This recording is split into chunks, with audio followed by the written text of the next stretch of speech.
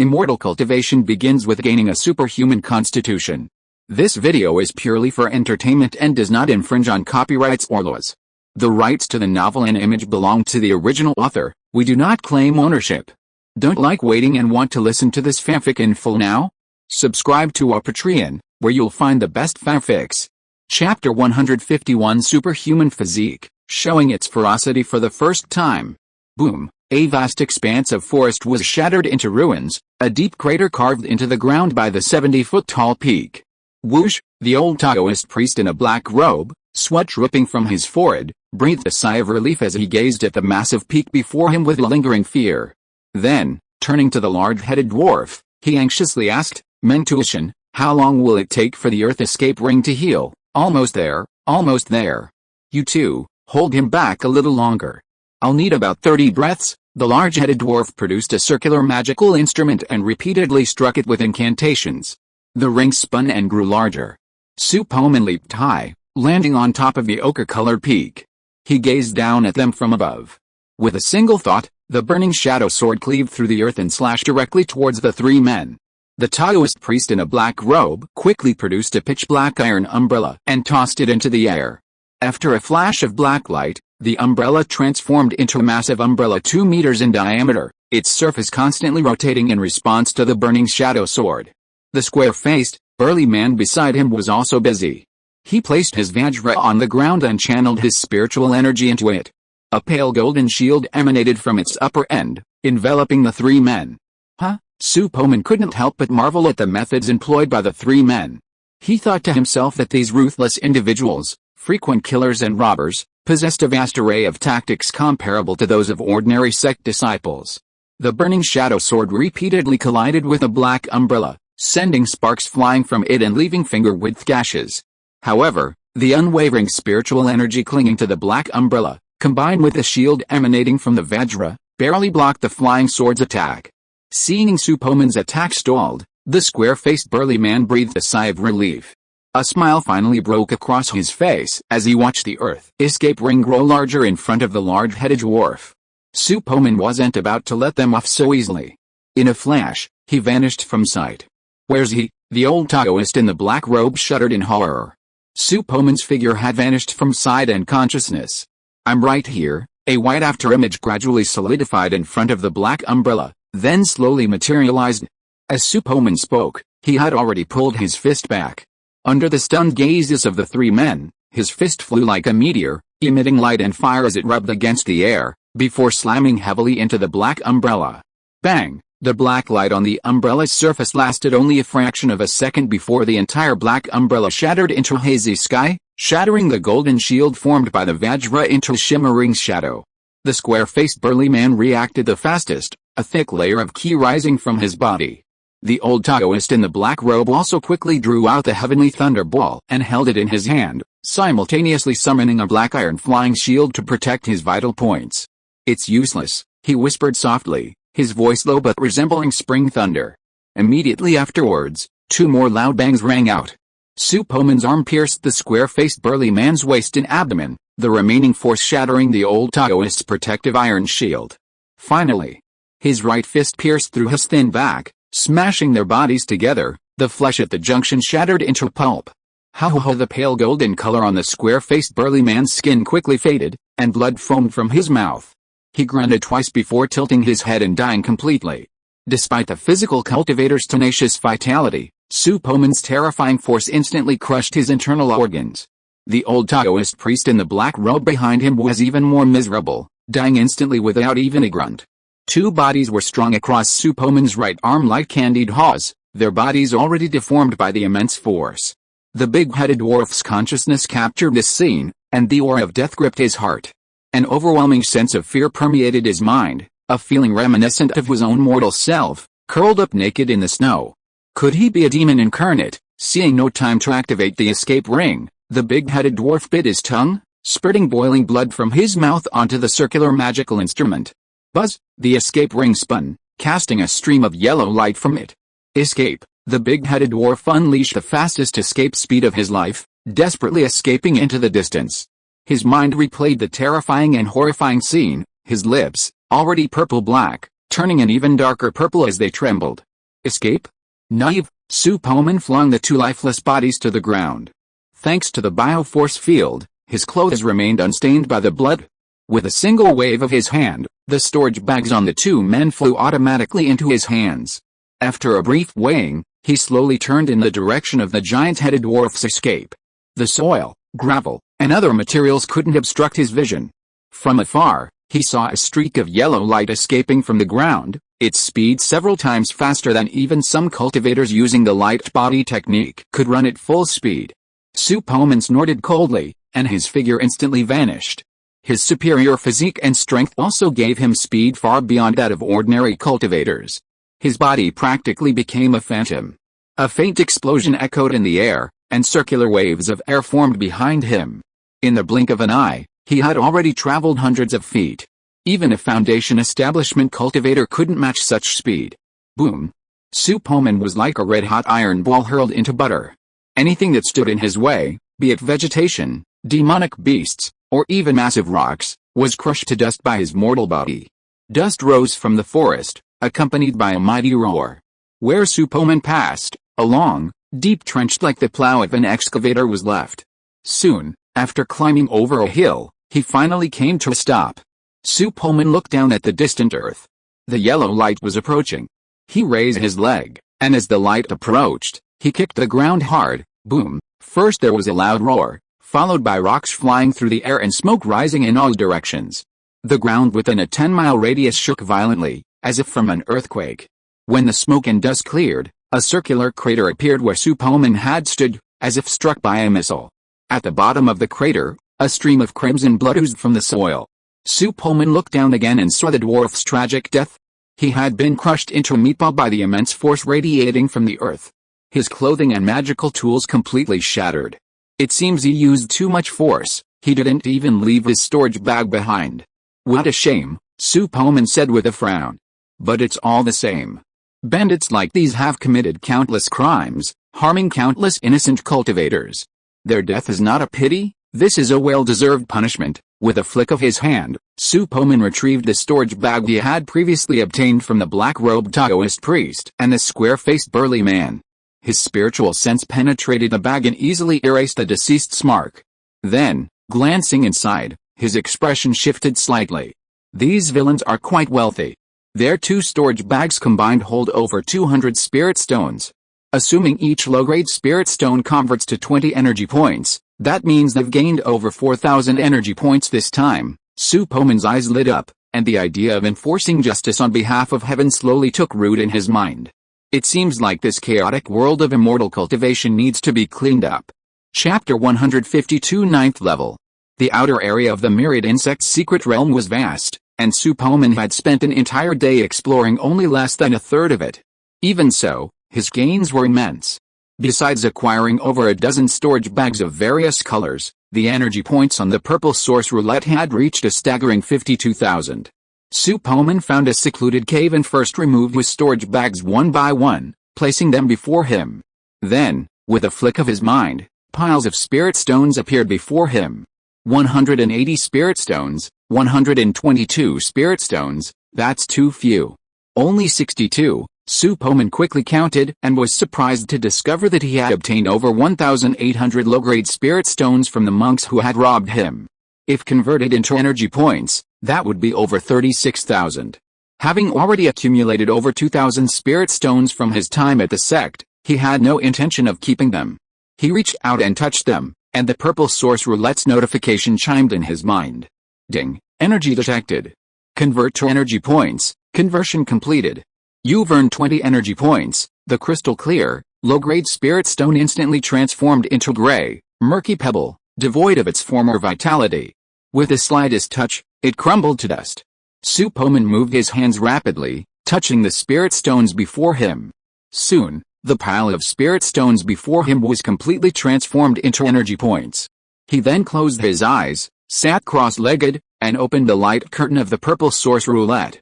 With his mind, he gently tapped the words "click" to draw. Over 80,000 energy points instantly cleared, vanishing into a faint ray of light on the purple source roulette. Click, the ancient, mysterious wheel spun several squares in succession. Searching for the target, establishing a link, extracting. Ding, 86,009 energy points have been spent, the extraction has been successful, and a fragment of the superhuman constitution has been obtained, achieving a 9th order black iron body, 256 times the light energy enhancement rate, and defense has doubled again on the basis of the 8th order. Strength is enhanced, speed is increased, the range of the bioforce field is expanded, and a new ability is obtained, flight. The bioforce field offsets its own gravity, allowing it to fly at will. The speed is related to external factors such as the completeness of the constitution, the level of energy stored in the body, the level of the world, gravity, and air resistance. Purple source roulette. Name: Su Poman. Realm: the 3rd level of the key refining stage. Bloodline: 9th order black iron body. Abilities: light energy enhancement, 256, supervision, super hearing, bioforce field, thermal vision, super brain, and flight. Energy points: 0. A minimum of 10 energy points can be drawn once. Available number: 0. Click to draw. Current drawing target: Bronze Superman 90 per mil, 90/1000. A surge of heat continuously emanated from his body, spreading throughout his limbs. Shameful moans echoed throughout the cave. Su Poman's physical strength had once again dramatically increased. Whereas before, his body was strong enough to face a mid-stage Foundation Establishment cultivator, now it had reached a perfected Foundation Establishment stage. Simultaneously, the range of his bioforce field expanded again. An inexplicable feeling emerged within him. He felt as if he could simply wish, his body could lift off the ground. With a slight movement of his mind, he gently floated up from the stone bed in a cross-legged position. This process consumed no spiritual energy, nor even physical strength. The energy level of his bioforce field completely negated the force of gravity. After his body was completely transformed by the heat flow, Su Poman opened his eyes filled with excitement. He clenched one fist onto his left chest and thrust the other forward. He burst through the giant rock at the cave entrance and soared into the sky. Wow, is this flying? It's so cool. Su Poman soared directly into the clouds, illuminated by the azure sky above. His white clothes rustled, their shape shifting with every turn. He played happily among the clouds, thoroughly enjoying the thrill of flight. Let's try to reach my fastest speed. Su Poman hovered in the clouds, determined a direction, and suddenly a burst of air erupted from his body. A thunderous sonic boom echoed, and a sonic cloud appeared behind him. Like a rocket, it broke through the clouds and flew into the distance, becoming a small black dot in the sky in an instant. The next moment, a thunderous sonic boom approached, and Su Poman appeared above the cave again. That speed should be faster than the average Foundation Establishment cultivator using a magical instrument. Su Poman analyzed it, activating his super brain mode. While hovering doesn't consume energy, flying at full power does. But flying in sunlight shouldn't be a problem. After slowly descending, Su Poman resumed his quest for spiritual objects, concealing his aura by 2 realms using the ancient breath concealment technique. To other cultivators, this casual cultivator carrying a flowing sword case was only at the 1st level of key refining, making him a prime target for those bands of casual cultivators dedicated to murder, robbery, and plunder. Hundreds of kilometers away, on a plain, Yanling and his 3 friends, following the instructions on the Jade Slip map, arrived. After much effort, they finally captured a rare spiritual insect listed on the Blood Goose Sect's entry list. Next, they planned to head to Mirror Moon Lake to search for traces of water bears, a type of spiritual insect that was also required by the Blood Goose Sect. They had spent a considerable amount of spirit stones to purchase a spirit insect distribution map of the myriad insects' secret realm, which saved them considerable effort. They believed that in just a few days, the 4 of them would be able to successfully join the Blood Goose Sect, transitioning from casual cultivators to formal disciples. By then, with the support of orthodox cultivation techniques and various resources, coupled with the sect's rich spiritual energy, cultivation would undoubtedly be much easier. Yanling touched the bag of spirit insects on his waist, with an unconcealable joy on his face. After so many years of hard work, his dream was finally going to come true. He turned around to look at the 3 good friends walking behind him and said with a smile, "After we join the Blood Goose Sect, we will finally no longer be the miserable casual cultivators." Fellow Taoist Luo, what spirit insect do you plan to refine into your own natal spirit insect? Natal spirit insect? The honest middle-aged man called fellow Taoist Luo was stunned for a moment, and then after thinking carefully for a while, he slowly said, My spirit root attribute is wood, and I want to refine heavenly wood aphid into my natal spirit insect. What about you, fellow Taoist Yan? I have a water spirit root, so naturally I plan to refine water bear into my natal spirit insect. Although the water bear's attack power is weak, its life-saving ability is good. If it is mixed with a water poison attribute, it will be extremely powerful. Yanling seemed to have known about the methods of the Blood Goose sect for a long time, and talked incessantly. As they were speaking, a buzzing sound approached from afar, and suddenly a swarm of strange ladybugs, faintly glowing with blood, flew in from the sky. Each of these ladybugs was the size of a walnut, with incredibly sharp teeth and a black, star-speckled shell covering their backs. As if directed by someone, they surrounded the 4 people present, their golden teeth constantly moving, as if they were envious of their prey, possessing both spirit and flesh. If you like this book, please recommend it to me. Chapter 153 Golden Tooth Ladybug.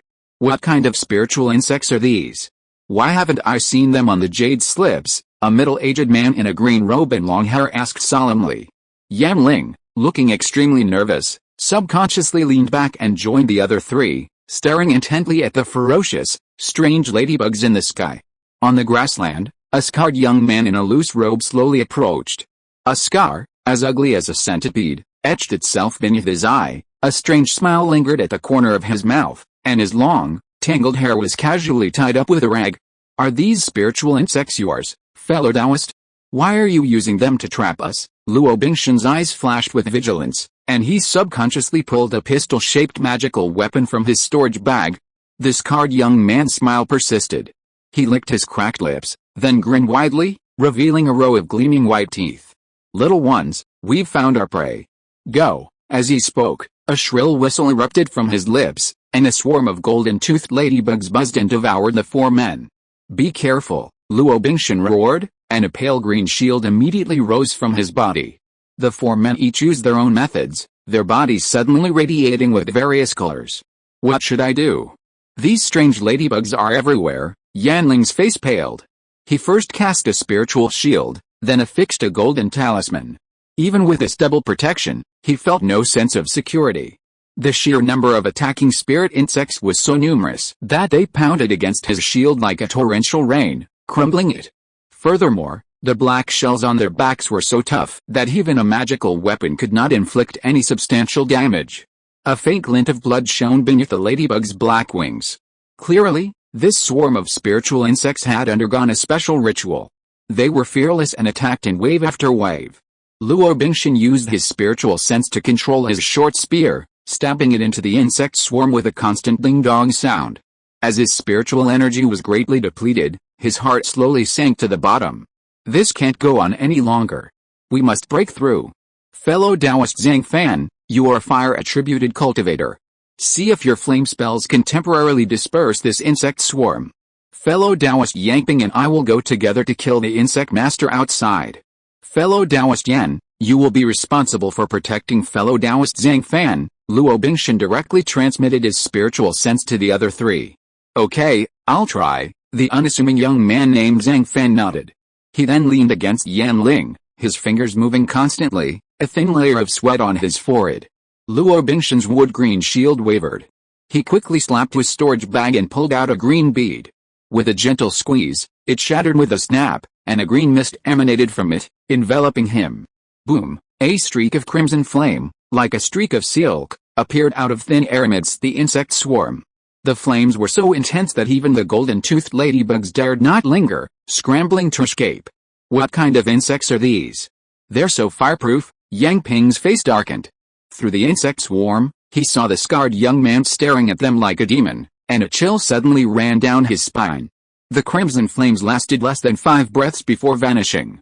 And a blank space suddenly appeared in the space surrounded by the insect swarm. Luo Bingshan's eyes lit up, and he telepathically transmitted, "Great opportunity, fellow Taoist Yangping. Let's charge out and kill that insect tamer." Their eyes met, then parted. Luo Bingshan leaped free from the swarm, while Yangping, wielding a low-grade magical sword, followed closely behind.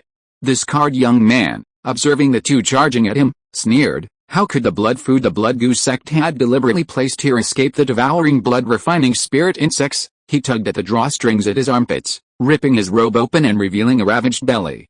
What? Upon seeing the scarred young man's body, Yang Ping's eyes widened, his face paled, and a look of utter disgust crossed his face, as if he had swallowed a bowl full of flies. Luo Bingshan was momentarily stunned upon seeing that scene, but he quickly recovered and roared, "Fellow Taoist Yang Ping, if we don't kill this beast, it's likely we'll be the ones killed today." With that, Luo Bingshan grabbed a black pistol and, exerting his physical strength, hurled it forward. Swoosh! The black pistol shot like a bolt of black lightning, piercing the scarred young man's chest. Yang Ping, alerted, reacted quickly. Gritting his teeth, he stepped forward in a strange direction, puffs of smoke erupting from beneath him. In the blink of an eye, he had leaped a distance of 70 to 80 feet, following the black pistol, and closing in on the scarred young man. The closer he got, the more clearly Yang Ping could see the densely packed wormholes on the man's chest and abdomen. Thumb-sized holes were crammed with insects.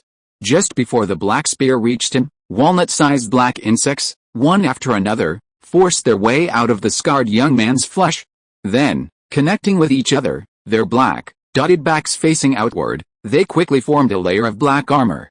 Squeak, squeak, squeak, the subtle, eerie chirping of insects sent goosebumps flying across Yang Ping's skin.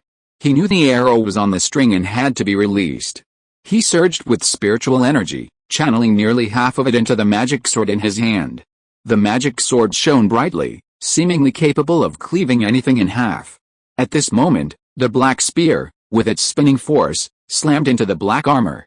Squeak, squeak, green smoke emanated from the spear tip, but it was powerless to penetrate the strange armor. Seeing this, Yang Ping thrust his magic sword upward, thrusting the tip straight at the scarred youth's head. "Haha, your team is indeed formidable.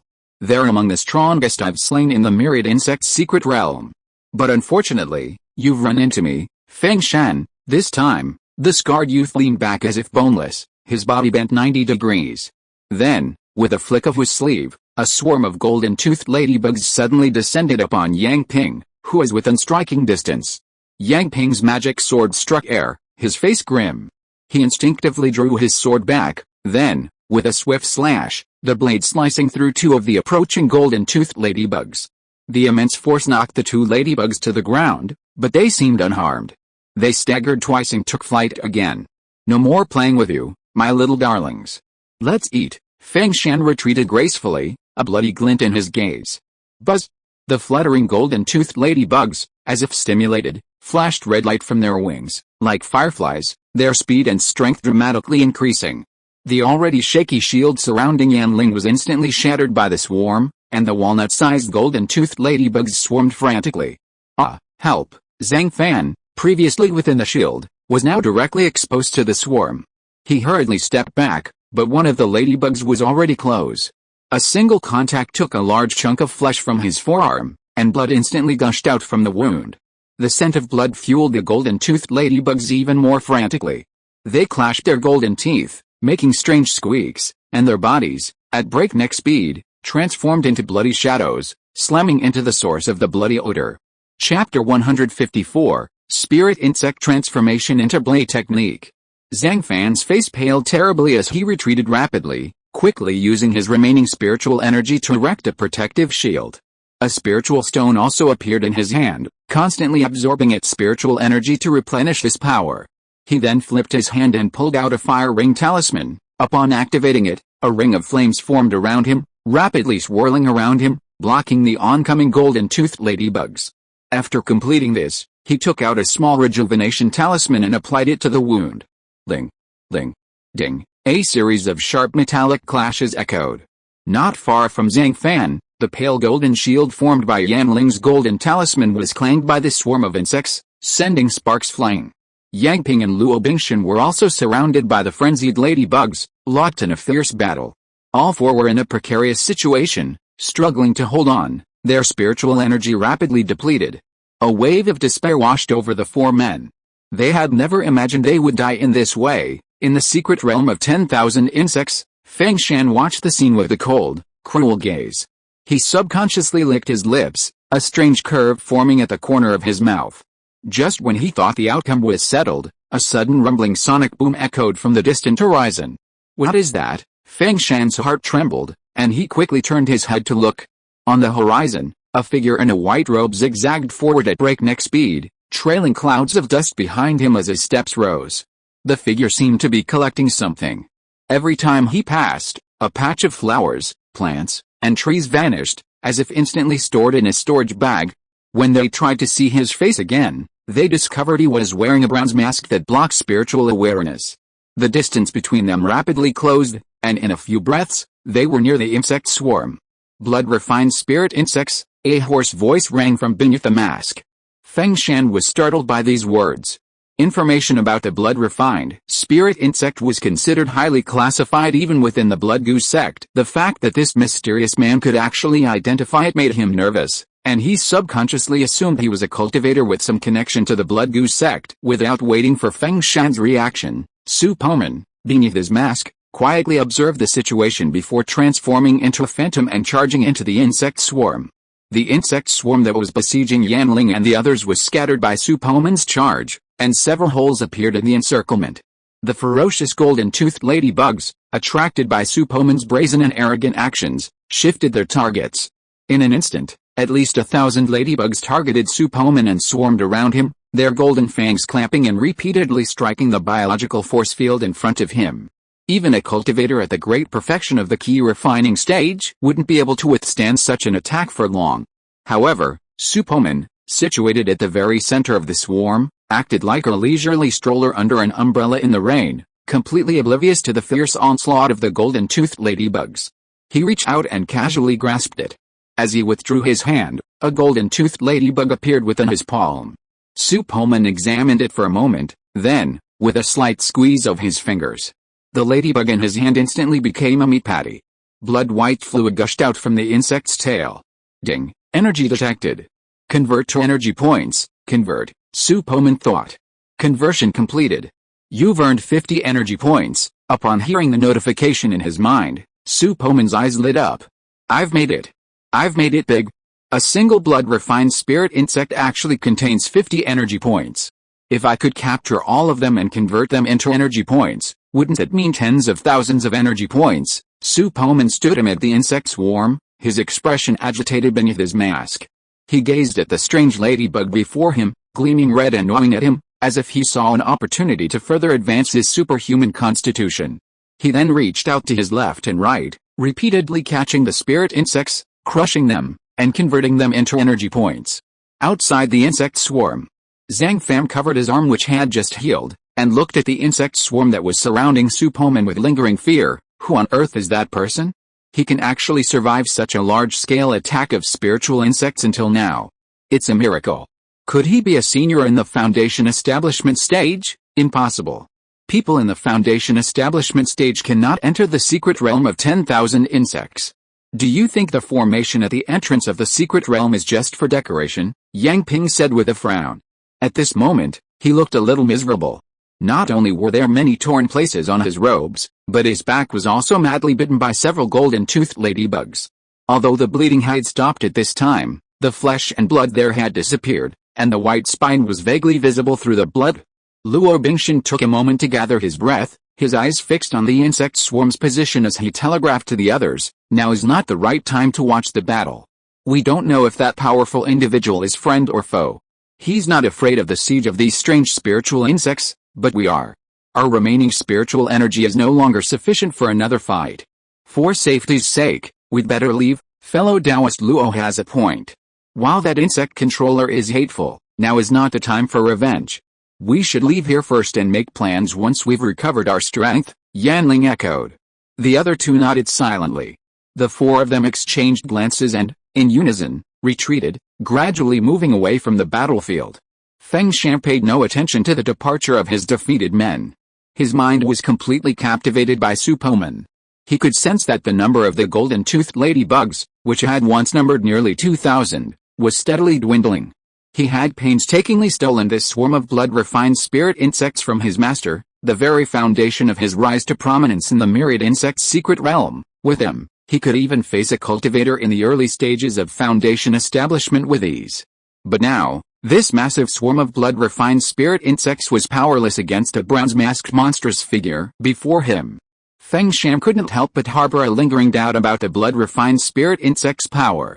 He formed a magical seal emitting a gray glow, whooshing into the insect swarm and exploding. Immediately afterwards, a swarm of golden-toothed ladybugs, as if guided by command, formed into a massive, thick-backed, golden-bladed broadsword, its blade humming and bound together by a mysterious force. It slashed directly towards Su Poman. Yo, the golden-bladed broadsword emitted an eerie ringing sound, accompanied by a fierce, high-frequency humming sound, as it cut like a long saw, 2 feet in front of Su Poman. Swish, swish, swish, the golden teeth on the blade bit frantically, emitting a dense burst of air. Invisible ripples spread out, and the wormwood on the ground collapsed directly to the ground. Chapter 155, Deep in the Secret Realm. Su Poman remained motionless, unmoved.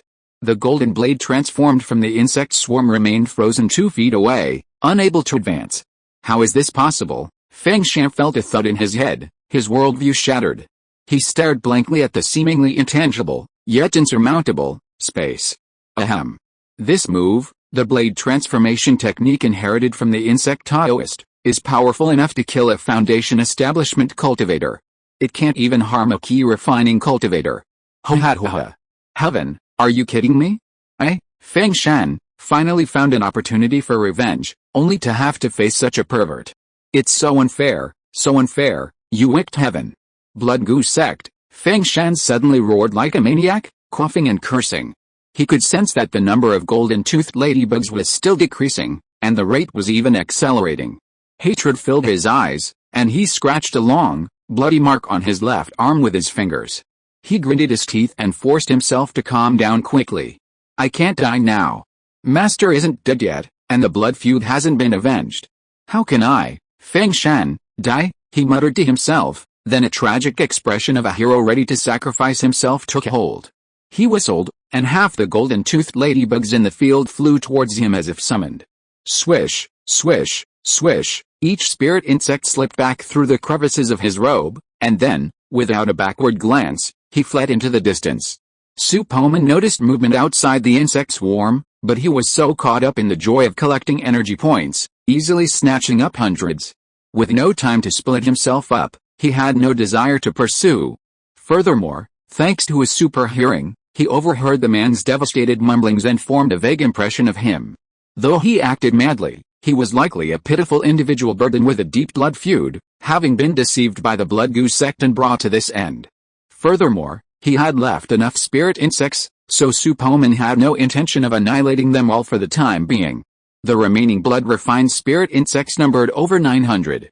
These insects, specially crafted by Foundation Establishment experts, each possessed formidable offensive and defensive power, possessing energy points unmatched by ordinary insects. Su Poman's movements grew increasingly adept. In his later stages, he employed his bio-force field to gather the insects, slaying them one by one and transforming them into energy points. The audible reminders echoed in his mind, and the number of energy points on the purple source wheel's screen climbed steadily. After a short while, Su Poman crushed the last insect, transforming it into energy points. The value on the purple source wheel settled at 95,632. Over 50,000 of these points were transformed from the blood-refined spirit insects, while the remainder came from spiritual objects he had recently plundered, including spirit stones and other spiritual objects left behind from looters. The bronze mask he wore was found in the storage bag of one of the raiders. Considering that the Blood Goose sect's lair lay just outside the secret realm, and that he planned to plunder the entirety of its spiritual creatures and insects, he had to maintain a low profile and conceal his true identity, lest he attract any trouble from the Golden Core stage experts. My current constitution is Black Iron rank 9. My last upgrade from rank 8 to rank 9 cost me over 80,000 energy points. I'm afraid further upgrades will require even more. Therefore, I need at least 200,000 energy points to guarantee a successful upgrade. I've already won one prize this month, leaving me with 2 more. I need to plan carefully, Su Poman thought to himself as he stood there. It was the second day of the Myriad Insect Secret Realm's opening, and he had already plundered most of the outer areas, leaving only a small area unexplored. Wherever he passed, nothing grew, and he transformed every spiritual insect and demonic beast into energy points. Many of the casual cultivators who entered the trial had encountered him in the outer reaches. Those with harmless intentions escaped unharmed, while those seeking to kill and steal treasure fell victim to his sword. There weren't many spiritual creatures or insects in the outer reaches of the secret realm, and Su Poman planned to search the last small area before heading deeper into the myriad insect secret realm. There, not only were there more spiritual flowers and herbs, but even more powerful insects and demonic beasts lived. Unbeknownst to Su Poman, his reputation had begun to spread among the casual cultivators. Many had seen a mysterious figure wearing a bronze mask, traveling throughout the secret realm, ignoring all manner of terrifying and bizarre dangers as if they were nothing. Many even suspected he was a Foundation establishment cultivator who had infiltrated. Consequently, many avoided him upon seeing him from afar, utterly skeptical of a mere key-refining cultivator. The looters, seemingly tipped off, fled upon seeing him, leaving him no chance to fish. This frustrated Su Poman deeply. He could only hope that the number of spiritual creatures within the myriad insects' secret realm would increase, allowing him to gather enough energy points to advance his superhuman physique before the 10-day deadline. Su Poman unleashed his spiritual sense and raced across the prairie, plumes of dust rising in his wake like smoke. The sky's dome of light remained as bright as ever for 12 hours a day. Within the myriad insects' secret realm, only periods of slight fading occurred, but complete darkness was never achieved, and no stars appeared in the heavens. Under the dome's light, plants radiated vibrant life, and exotic beasts roamed the forest. These incredibly powerful creatures could easily prey on large herbivores, but in this area, they were mere prey. Demonic beasts and spiritual insects reigned supreme. Deep within the secret realm, the concentration of spiritual energy reached a new high. As soon as Su Poman entered, he was captivated by the abundance of spiritual objects within. The dangers here were far more daunting than those on the outskirts. Even a cultivator in the late stages of key refining could risk their lives if they were not careful. Therefore, Su Poman's movement slowed down, but his harvest was several times greater than on the outskirts. The density and quality of the spiritual objects were both significantly higher than those on the outskirts. Hiss, hiss, hiss. Su Poman was making his way through a forest of ancient trees when a terrifying hissing suddenly erupted from behind him. A giant yellow-striped python emerged from the trees, its head alone the size of a bucket. Its aura was countless times more powerful than the purple-scaled python he had encountered in Pooh State. Its vertical pupils were filled with icy coldness, and its crimson tongue emanated from the ripples in front of its snout, as if assessing its prey's strength. Su Poman touched his nose subconsciously, but this action seemed to cause a reaction from the giant python. Its snake mouth suddenly opened to nearly 180 degrees, the flesh in its mouth was bloody red, the fangs hung upside down, and a cloud of black smoke with a fishy smell spurted out of the flesh tube at the upper part of its mouth. If you're listening to this novel on a channel other than Fanfic World, it means they downloaded and uploaded it without effort. We cordially invite you to visit our channel, Mundo Fanfic Novelis. There you'll find the original version of this story and you can explore many other novels of various genres. We're waiting for you to immerse yourself in a world of incredible novels. Chapter 156 Spirit Stone Mine. The giant python roared and lunged at Su Poman, as if to devour him whole. Its terrifying black and yellow scales flickered through the black smoke, shaking the branches of the ancient tree with the snake's rapid ascent. Before the smoke reached him, Su Poman held his breath. Without turning back, he reached out and grabbed. Swish, his tongue kissed the delicate scales on the snake's jaw, leaving 5 bloody holes. Roar, the giant python cried out in pain, its lithe body instinctively wrapping around Su Poman. Su Poman soared into the air with a whoosh, clutching the yellow-striped python's head. The python's body, instinctively coiling around him, twisted into a spiral in the air. A moment later, Su Poman exerted force with his arm, grabbed the snake's head, and swung it to the ground. Snap, a sound like a whip hitting the ground echoed. Branches and leaves flew through the ancient forest, the python's body plowing a long trail into the ground. Small pieces of wood flew vast distances, barely coming to rest when they struck solid tree trunks or rocks. The yellow-striped python howled, its fierce look vanishing, replaced by an inexplicable fear. It writhed and thrashed, struggling to escape the iron grip. A moment later, Su Poman snorted coldly and exerted force again. Pa pa pa pa pa pa, he hovered in midair, his hands moving relentlessly. The 80-meter-long python was used as a tool to clear weeds. After a series of explosive sounds, the giant python in Su Poman's hands was reduced to a bloody mess, its massive snout completely deformed, its eyes gray and dull, its lifeless form completely gone. The ancient forest lay in ruins, crisscrossing the ground with gullies littered with broken branches, grass, wood chips, and flying snake scales. A mere snake demon dares to attack me? You're not joking. If you can't help me cultivate, what's the point of keeping you around? Su Poman released his grip, and the massive snake body crashed to the ground, sending a resounding tremor through the ground. He glanced downward, muttering, such a massive snake demon must contain some spiritual energy, right? He slowly descended, a faint aura flickering beneath his eyelids. With his heavenly eye technique and supervision, he easily detected the spiritual energy within the snake demon. He stepped within the snake demon's 7 inches and extended a finger. The spiritual energy within him circulated, and a sword light several inches long erupted from his fingertips. This was the sword energy generated by the burning silence sword within him. Combined with the finger sword technique, it could unleash the sharpness of his innate flying sword, creating a heightened form of finger sword technique. The sword light of his finger gently slashed across the snake's neck, creating a massive gash 7 inches in size. Dark red blood slowly flowed out, soon congealing. Through the wound, one could vaguely see the muscles and flesh inside, completely severed, the blood vessels shattered by the immense force, leaving not a single intact vein. Su Poman, channeling his spiritual power into a massive hand, plucked the wound, and a glowing red snake gall flew out. As the gall entered his hand, a dinging sound echoed in his mind. Before Su Poman could even process it, his eyes suddenly fixed, a look of astonishment and uncertainty on his face. That's, Su Poman gazed down at the ground with piercing eyes. His gaze pierced through countless layers of soil and broken rock, revealing a spiritually glowing vein stretching for kilometers beneath the surface thousands of feet.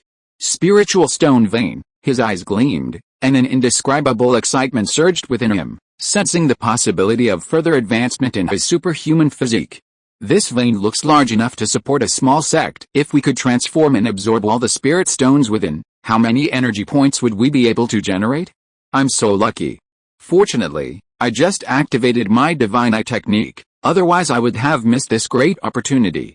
I guess I'll have to keep my divine eye technique active when I go treasure hunting from now on. What a shame. If only that big-headed dwarf's earth-escaping ring hadn't been shattered.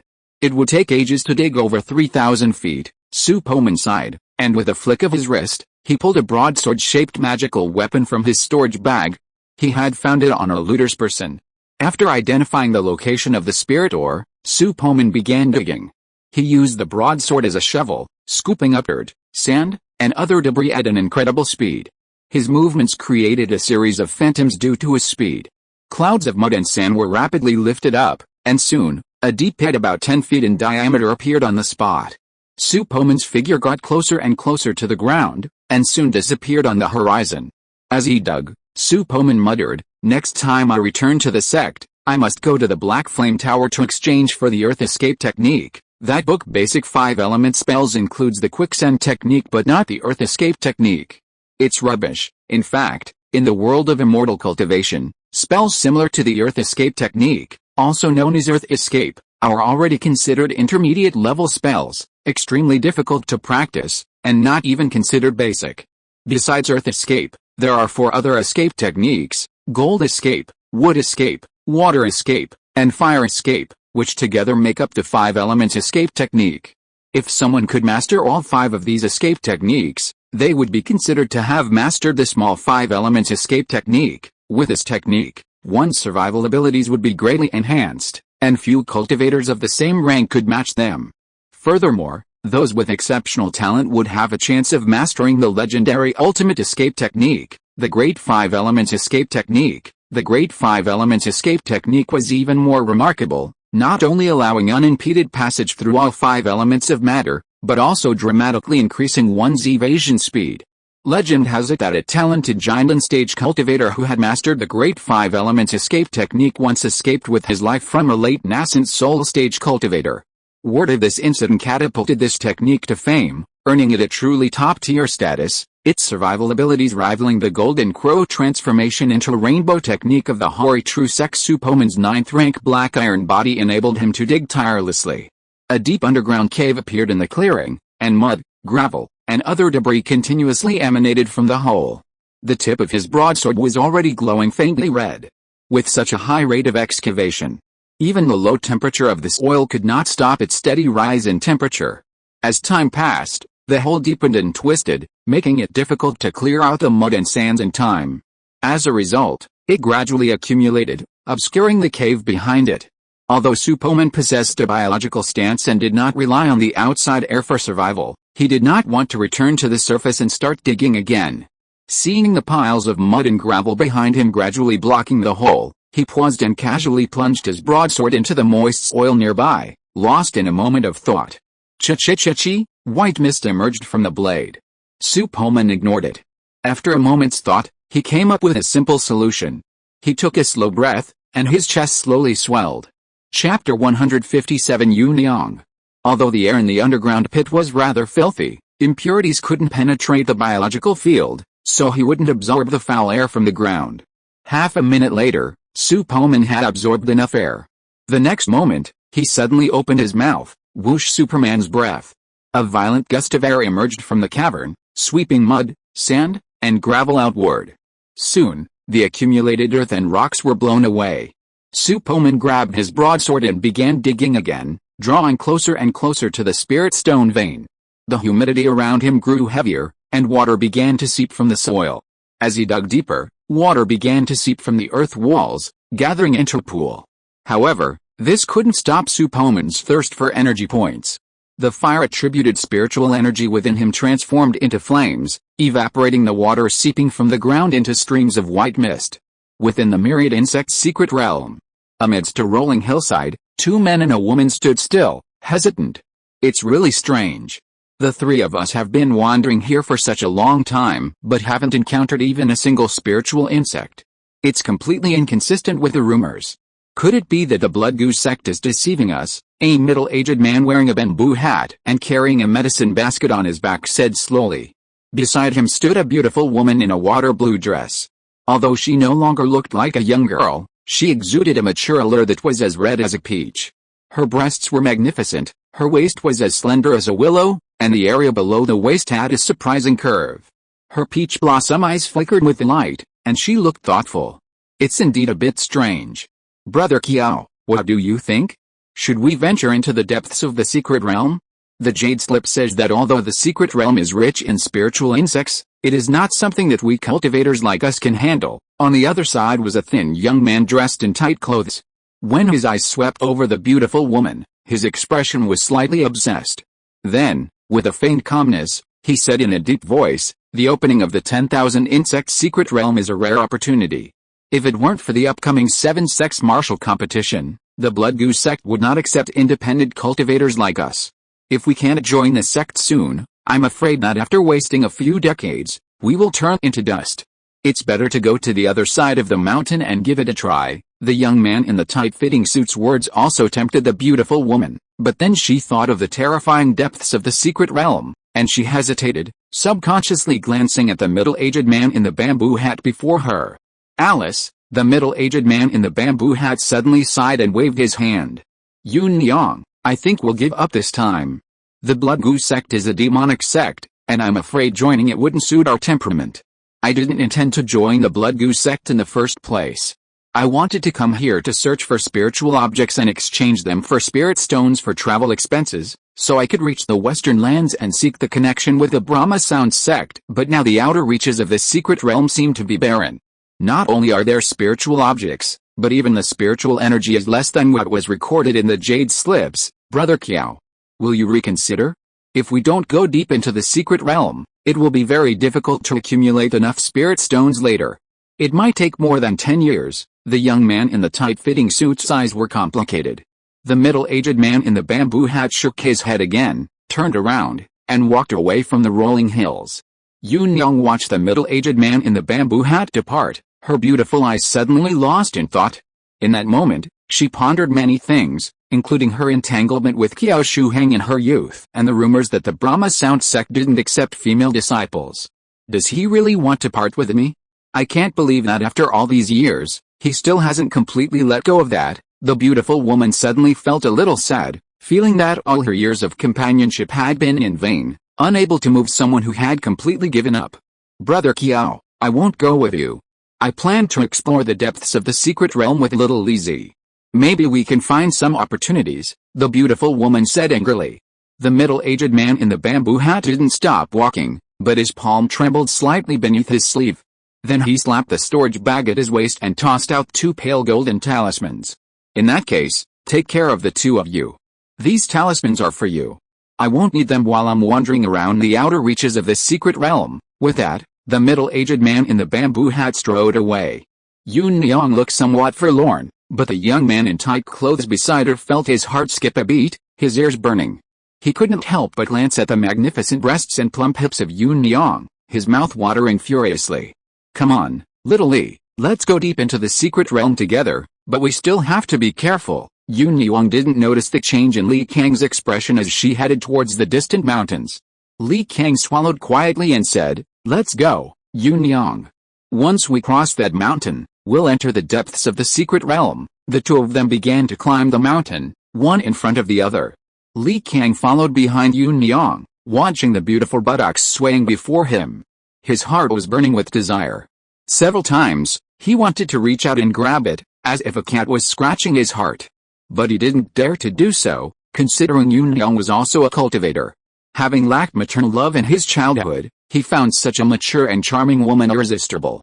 He still remembered the first time he met Yun Yang in the market. He could barely contain his drool from afar, his mind filled with images of himself lying in her arms, nursing. For this very reason, Li Kang decided on the spot that Qiao Shuhan was his brother. He wanted nothing more than to be able to see Yun Yang daily. Naturally, he harbored such perverse thoughts. Yun Yang and Qiao Shuheng were usually inseparable, leaving him with few opportunities for private time.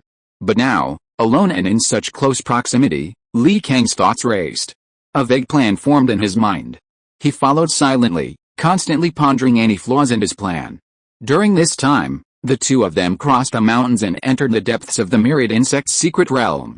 Before them lay a forest of ancient trees, dotted with trees so large it would take dozens of people to hug them. Vines, as thick as wrists and covered in green leaves, dangled from the branches, blocking out the last glimmers of sunlight filtering through the leaves above. Yun Niang braced herself and pulled a pink ribbon from a purse-like storage bag. This was her only protective magical tool.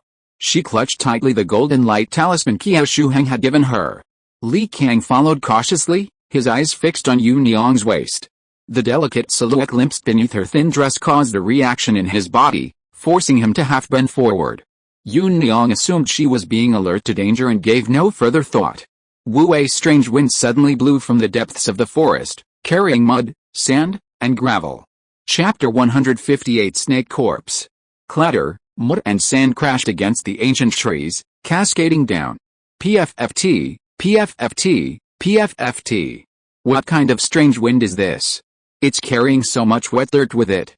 How filthy. Yun Niang spat softly, the silk ribbon in her hand swirling above her head.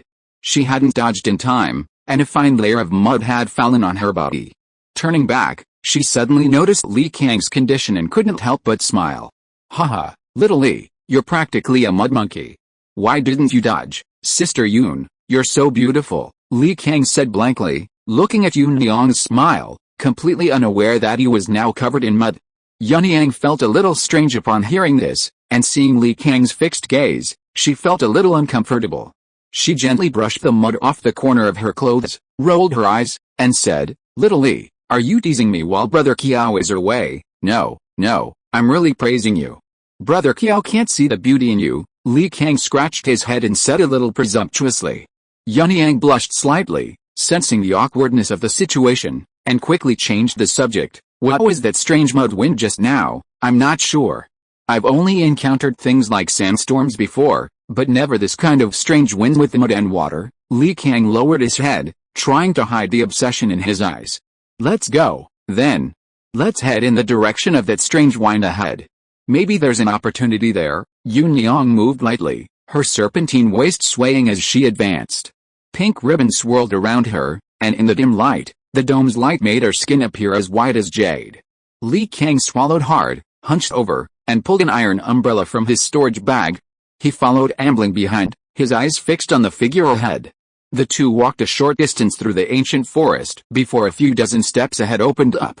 It was a devastated landscape, as if ravaged by something terrifying, with broken trees and branches everywhere. "Hey, what is this?" Yun-Yang squatted down, looking at several scales in the grass. She gently picked up one and held it before her eyes. "It looks like a snake scale. There must be a snake monster nearby." Li Kang had been watching Yun-Yang's figure change as she squatted down. When she turned around, he immediately looked up into the distance. Suddenly, his body trembled, his mouth opened wide, and he pointed in surprise. "Yun-Yang, look, isn't that a python monster over there?" Yun-Yang raised her head, squinted her eyes, and suddenly let out an "ah." Her face turned pale with fear. Atop a distant mound, a section of a python with yellow patterns peeked out. A python monster that size would be a disaster, even for a cultivator in the late key refining stage. "No, that python looks dead." Faced with this scene, Li Kang put aside all other thoughts and carefully examined it.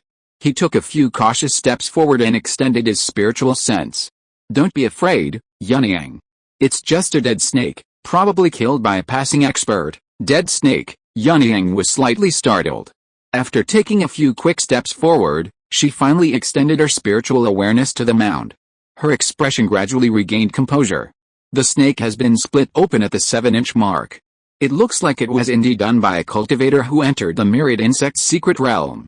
No wonder we haven't encountered any danger in this place for so long. I guess that person must have broken through it beforehand." Li Kang nodded, his gaze once again gazing into the distance. He suggested, "Yun-Yang, why don't we go ahead and take a look? Maybe that expert has something he doesn't like that we could use." "Yes, but I need to find a place to change clothes first. I'm covered in mud and it's so dirty, it makes me feel uncomfortable." Yun-Yang frowned slightly, shaking the dirt off her sleeves. Li Kang smiled, understanding. He had long known that this beauty before him was a bit of a germaphobe, and this was the key to their upcoming plan. The two men reached the mound, their feet is soft, damp earth, like a newly piled mound. Beneath the mound, a massive, yellow-striped python, over 80 meters long, lay quietly on the ground, belly up. Many of its scales had fallen off, its flesh a purplish-black, some parts reduced to paste. The scene was gruesome. Yun-Yang took a quick glance and immediately averted her gaze. Her face paled, and she felt a slight discomfort in her stomach. However, her eyes fell on a nearby hole in the ground, and she felt curious. "This hole looks like it's freshly dug." Li Kang wasn't afraid of the dead snake. He kicked it twice, then slowly pried its mouth open. After a closer look, a look of delight crossed his face. That expert truly missed out on some valuables. The fangs and venom sac of this demonic snake weren't even removed. Materials like these are worth a fortune in spirit stones in the market. "Yun-Yang, come here, let's split the fangs. I'll take the venom sac, and I can give you something else in compensation." Li Kang waved at Yun-Yang and said slowly. "Really?" Yun-Yang trotted over with a delighted look on her face, ignoring the ferocious look of the snake's head to gaze upon the contents of its mouth. Li Kang pulled a hook sickle from his storage bag, infused it with spiritual energy, and began to slice through the fangs. It took a while before he finally severed the two massive fangs. He then inserted the hook sickle into the back of the snake's mouth and, with a gentle scrape, pulled out a dark, sac-like mass of flesh. He carefully removed a clay pot and placed it inside, placing a spirit sealing talisman on the jar's opening. "Little Li, you discovered both the venom sac and the fang, and you painstakingly cut the fang off. So, I only want the fang. No need to compensate me with anything else. The venom sac is yours," Yun-Yang said with a beaming smile, carefully placing the fang into her purse-shaped storage bag. "Well, let's put it this way. We're out exploring, so we have to share equally. If you find anything good on the future, Yun-Yang, you'll have to share it with me," Li Kang said with a wave of his hand. He then patted the storage bag, pulled out a brocade box, and handed it to Yun-Yang. "Okay." Seeing Li Kang's resolute tone, Yun-Yang gave up her resistance and took the box. "What's inside?" Yun-Yang asked, perplexed.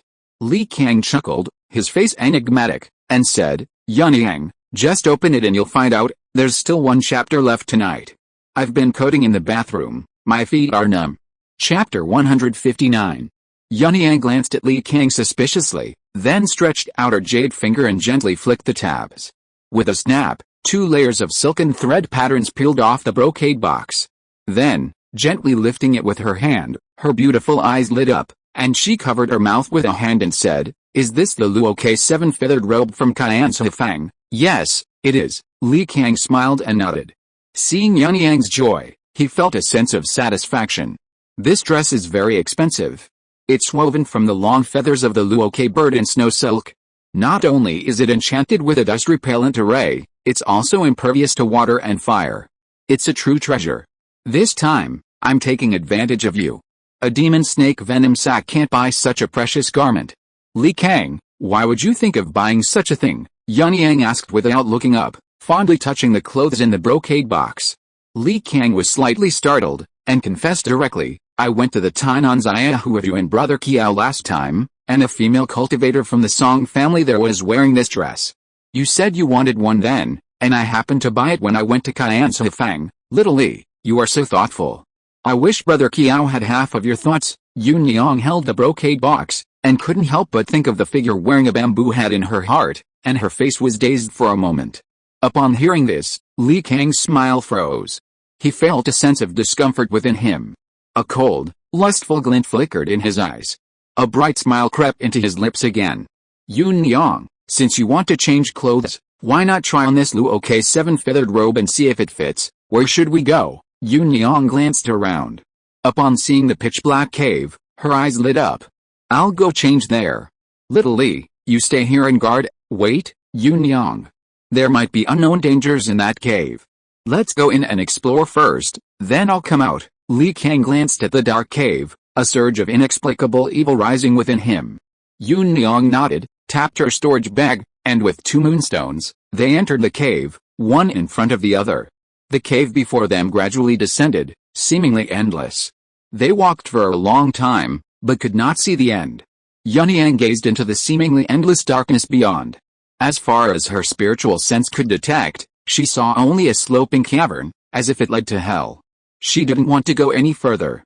She stopped and whispered, "Little Li, it doesn't look dangerous here. You go out and guard it for a while. I need to change here and then go find you." "Okay." Li Kang nodded and turned away, his eyes gleaming with excitement as he turned away. Yunyang placed the moonstone in the dirt on either side of the cavern. Then, with a pat on her storage bag, she withdrew the brocade box. With another wave of her hand, layers of white curtains flew out from her sleeves, completely blocking both sides of the cavern. Li Kang continued to walk out. When he noticed the brocade box had been removed, his heart began to pound uncontrollably. His face was filled with excitement. He suddenly stopped and turned back. "Li Kang, why are you walking back?" Yunyang had been keeping her spiritual awareness outward, intending to wait until Li Kang was out of her range before undressing, but she didn't expect him to start walking back again. "Hey, Sister Yun, I'm back to pamper you." A deep, eerie voice echoed from the cavern. Yunyang heard it, but before she could react, the brocade box in her hands suddenly exploded, and a stream of pink mist quickly spread, enveloping her. Ugh! Yunyang quickly held her breath, but the mist seemed to penetrate every pore, seeping directly into her body. Her consciousness instantly became hazy. A nameless, burning heat suddenly rose from her lower abdomen, filling her mind in an instant. Yunyang fell directly onto the white curtain, unable to resist a soft moan. A handsome man in a conical hat loomed before her. The heat raging throughout her body made her instinctively begin to shed her clothes, but a shred of clarity still clung to her subconscious, and she felt the ravishing effects of the ecstasy. Li Kang, a lewd grin on his face, walked over to the white curtain, gently tugged it, and took a deep breath of the powdery mist. "Sister Yun, I've admired you for a long time. That Qiao Shuheng is such a fool, leaving such a beauty untouched. Now I'm the lucky charm." Ha ha ha! Swish! Yunyang's clothes were violently torn. A huge rip appeared. Along with Li Kang's lewd laughter, the atmosphere in the cavern became incomparably seductive. Li Kang half-crouched, caressing Yunyang's body, occasionally tearing off a strip of cloth. Yunyang's mouth was bleeding. To stay conscious, her silver teeth had bitten the tip of her tongue, and her hazy eyes were filled with disgust and resistance. "Even now, you still won't accept me, Madam Yun. Are you stupid? Qiao Shuheng clearly doesn't like you, yet you still follow him around like a lapdog every day. You're such a jerk. But it's okay. Now you're almost a bitch that belongs exclusively to me, Li." Ha ha ha! Li Kang grinned sinisterly. In the shadow of the moonstone, his face struck Yun Niang as completely unfamiliar. She had never imagined that the outwardly polite Li Kang was actually a beast in human form. He took advantage of Brother Qiao's absence to do such a vile thing to her. Yun Niang's hair was disheveled from her struggle, and much of her body was exposed to the air from the tearing. Her skin was as white and supple as a lamb's, especially her half-covered breasts. Li Kang stared, then gently leaned over, then slowly closed his eyes, lost in ecstasy. It smells so good. Yun Niang's mind was almost completely lost at this time. She shook her head hard, with disheveled hair, and kept muttering, "Li Kang, you can't do this. Brother Qiao will kill you. Li Kang, don't do this." As he continued to inhale the powder mist, Li Kang's eyes gradually lost their clarity. He sat directly on Yun Niang's lower abdomen, and was about to tear open the last line of defense with his hands, when suddenly a woo sound came from the depths of the cave. Then, the woo sound of the wind became louder and louder. Boom! A large ball of mud and water mixed with gravel was swept in from the depths of the cave by a strong wind. Deep in the cave, Su Poman originally wanted to check to confirm the unobstructed condition of the cave, but accidentally ran into the scene that just happened in the cave. Good boy, isn't this just a male best friend taking the opportunity to poach the girl? Chapter 160 Grassroots Hero.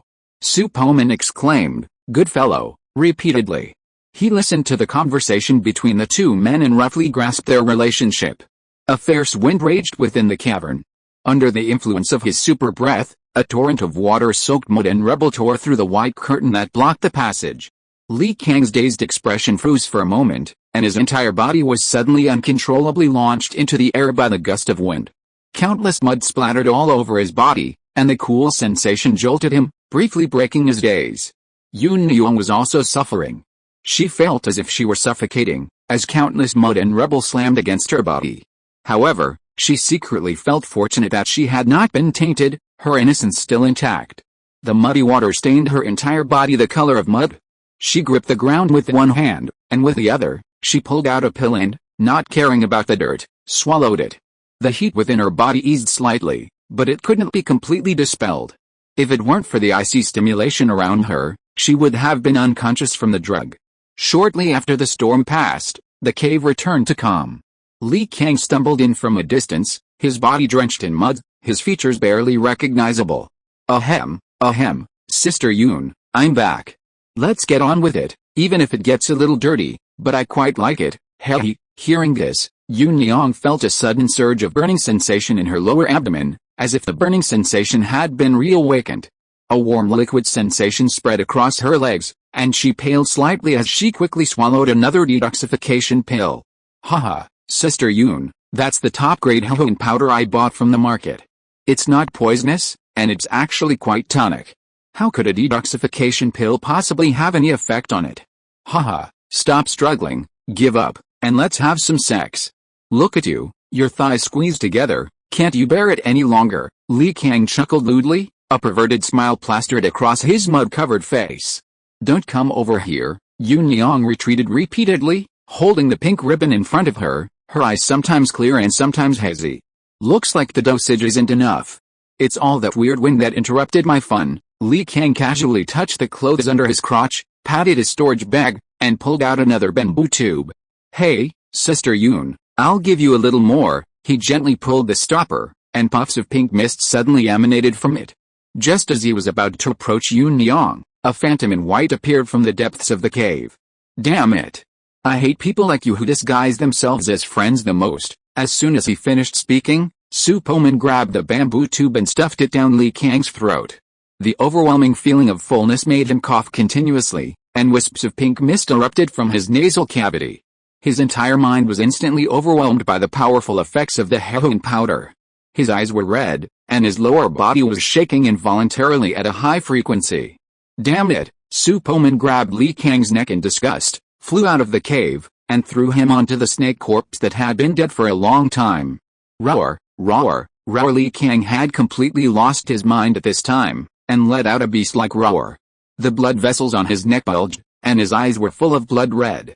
Like a vicious beast filled with desire, he went straight to the lower half of the snake corpse and actually performed a human life battle on the spot. The huge python's body trembled slightly, and was being mechanically manipulated by a man covered in mud. Su Poman turned his head away and curled his lips. I didn't expect that I would accidentally cultivate another grassroots hero.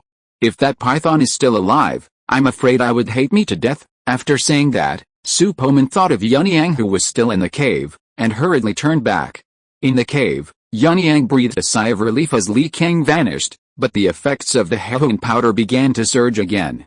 She moaned softly, unable to resist tracing her delicate, jade-white fingers downward. Su Poman reached Yunyang and, seeing the scene before him, a tinge of anger welled up within him. She was soaked in muddy water, her body clung to her skin, her curvaceous figure particularly striking. Though a bit filthy, it didn't hinder the allure that shone beneath her contours. Her slender waist, her astonishingly curvaceous hips, her seductive eyes, and her suggestive movements would have instilled a tinge of arousal in any man. He was about to use some means to force the aphrodisiac out of Yunyang's system, but she gave a soft moan and flung herself directly at Su Poman, her smooth, fragrant body pressing directly against his. Yunyang's face flushed red, her eyes brimming with lust, as if about to spit fire. She kept murmuring, take me, brother Kiao. Take me now, I can't stand it any longer, Alice, I'm not your brother Kiao. Su Poman's mouth was dry, but he didn't want to take advantage of her. He simply swung his hand and pushed her away, then slashed her neck with a knife. Yunyang rolled her eyes and fainted in his arms. He gently placed her on the ground, pinched his fingers, and cast the water flow technique to wash away the dirt on her body. Then he took a piece of clothing from his storage bag and draped it over her.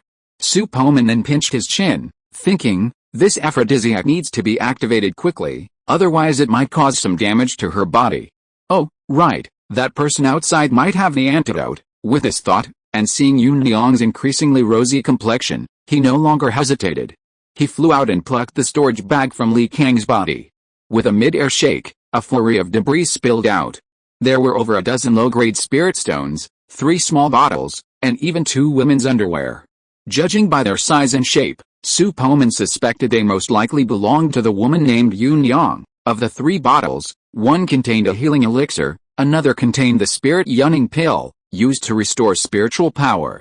As for the remaining bottle, it contained a very fishy-smelling powder that made him nauseous and dizzy at the slightest sniff. We can only try our best. Su Poman held the open jade bottle to Yunyang's nose. A frown crossed his delicate features, and the rosy redness on his cheeks quickly faded, and his body temperature began to drop. It seems to be working. Su Poman watched Yunyang's reaction and nodded secretly. All he had to do now was wait for her to wake up. Chapter 161 15 million energy points. I really can't understand. With such a weak strength, what are you doing in the depths of the secret realm?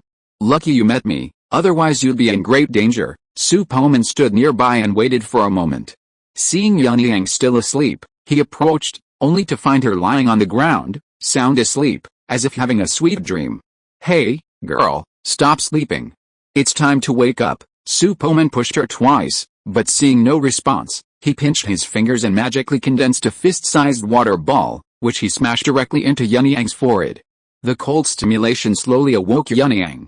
She whimpered and felt a slight pain in the back of her neck, as if struck by something. She opened her eyes and saw Su Poman. She instinctively covered her chest, staring at him warily. Who are you? What did you do to me? Who am I? I'm your savior. If I hadn't arrived in time, you would have been raped by someone else. Su Poman pouted. Yunyang was stunned for a moment, as if trying to recall something. Then, her expression gradually became uncertain. She quickly checked her body with her spiritual sense, and then her brows gradually relaxed. Gratitude suddenly appeared on her face. She said, "Thank you very much for saving my life, sir. May I know your name? If it weren't for your righteous help, I would have been killed by a villain. I am so grateful." Yunyang grabbed her clothes, stood up, and bowed deeply to Su Poman respectfully. "These are just trivial matters, not worth mentioning. Let me remind you, the depths of this secret realm are not a place you can enter. Leave quickly, otherwise you will lose your life here sooner or later," Su Poman said calmly. Upon hearing this, Yunyang quickly nodded yes, then straightened her clothes, patted her storage bag, and pulled out 10 low-grade spirit stones. With a sincere expression, she said, "My hero, I'm truly ashamed. I'm just a casual cultivator, and I don't have many spirit stones on me. I know these 10 spirit stones can't repay such a favor, but please accept them as a token of my gratitude. No, please leave now. Don't linger any longer." Su Poman waved his hand impatiently, feeling the water in the depths of the cave would overflow if he lingered any longer. With that, he vanished in a flash, leaving Yunyang standing there, clutching the spirit stones in a daze. I'm so lucky to have someone to save me. Otherwise, Yunyang's eyes were filled with lingering fear, and thinking of Li Kang's brutal actions, she felt a surge of regret. Then, she walked out of the cave and witnessed a fierce battle between a man and a snake. Li Kang, Yunyang's eyes widened, her teeth clenched. Seeing the clay figurine venting its lust like a wild beast, her anger surged. Having traversed the world of immortal cultivation for years, Yunyang was no womanizer. A cold glint flashed in her eyes, and with a single thrust of her hand, a pink ribbon shot out like a serpent, wrapping itself around Li Kang's neck. Li Kang's eyes were now red as he growled continuously, oblivious to the magical weapon at his neck, his body thrusting forward. Die! Yunyang channeled her spiritual energy into the pink ribbon, instantly tightening like steel. With a gentle tug, the man's massive head was torn off. Blood gushed from his chest, soaring 2 meters into the air. The lower half of the headless corpse continued to stir for several breaths before collapsing to the ground. A fate shared by the giant yellow-striped python. When Yunyang saw Li Kang dead, the expression on her face was a little complicated. She did not feel the pleasure of revenge, but felt empty in her heart. The scenes of her daily life with Li Kang flashed through her mind, and she felt a trace of regret. But when she thought of what he had done before, her eyes became firm again, and she murmured to herself, "Little Li, you can only know a person's face but not his heart. I never thought he was that kind of person. I wonder if Brother Kiao will blame me for being too cruel." After Su Poman returned to the cave, he really saw a lot of accumulated water in the deep of the cave. He took out an empty storage bag, and with a thought, the accumulated water was quickly collected into the storage bag. Next, he continued to dig in the direction of the spirit stone vein with a magic weapon. At each point, Su Poman used fire magic to bake the perimeter of the hole, creating a dry, hardened crust to prevent continued water seepage. As he dug deeper, he encountered a layer of very hard rock. While the water no longer seeped through, the texture was quite complex. Sparks flew from his magical weapon, and halfway through the rock circle, the blade buckled. These layers contained not only rock but also other hard metals. After breaking another magical weapon, Su Poman finally discovered a spiritual stone vein beneath, emitting aura. From there, the process became much simpler. Su Poman simply touched the raw spiritual stone ore with his hand, and a ding sound echoed in his mind. After confirming his choice, the vast expanse of ore before him transformed into an off-white powder, simultaneously transforming into thousands of energy points.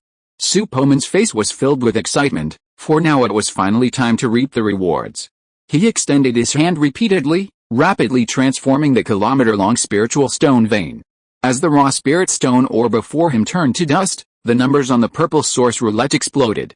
Ding! Energy detected. Convert to energy points. Converted.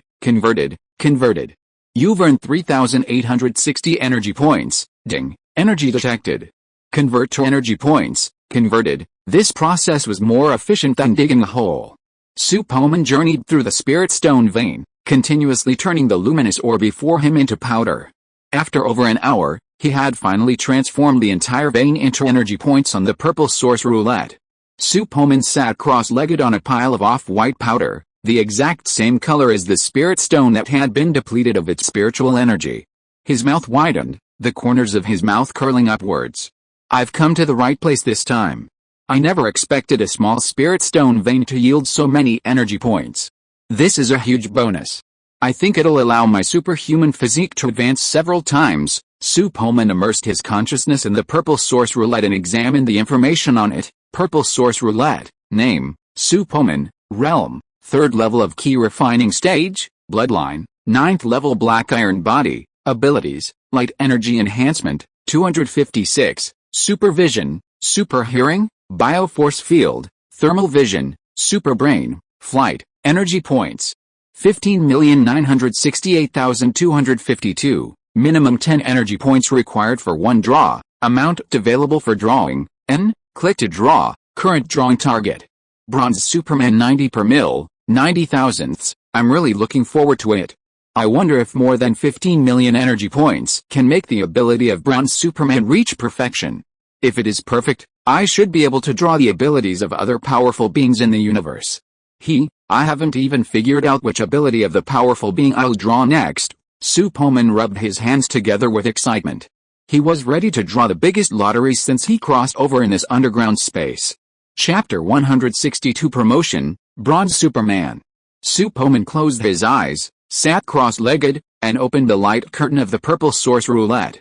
He lightly tapped the words click to draw with his mind.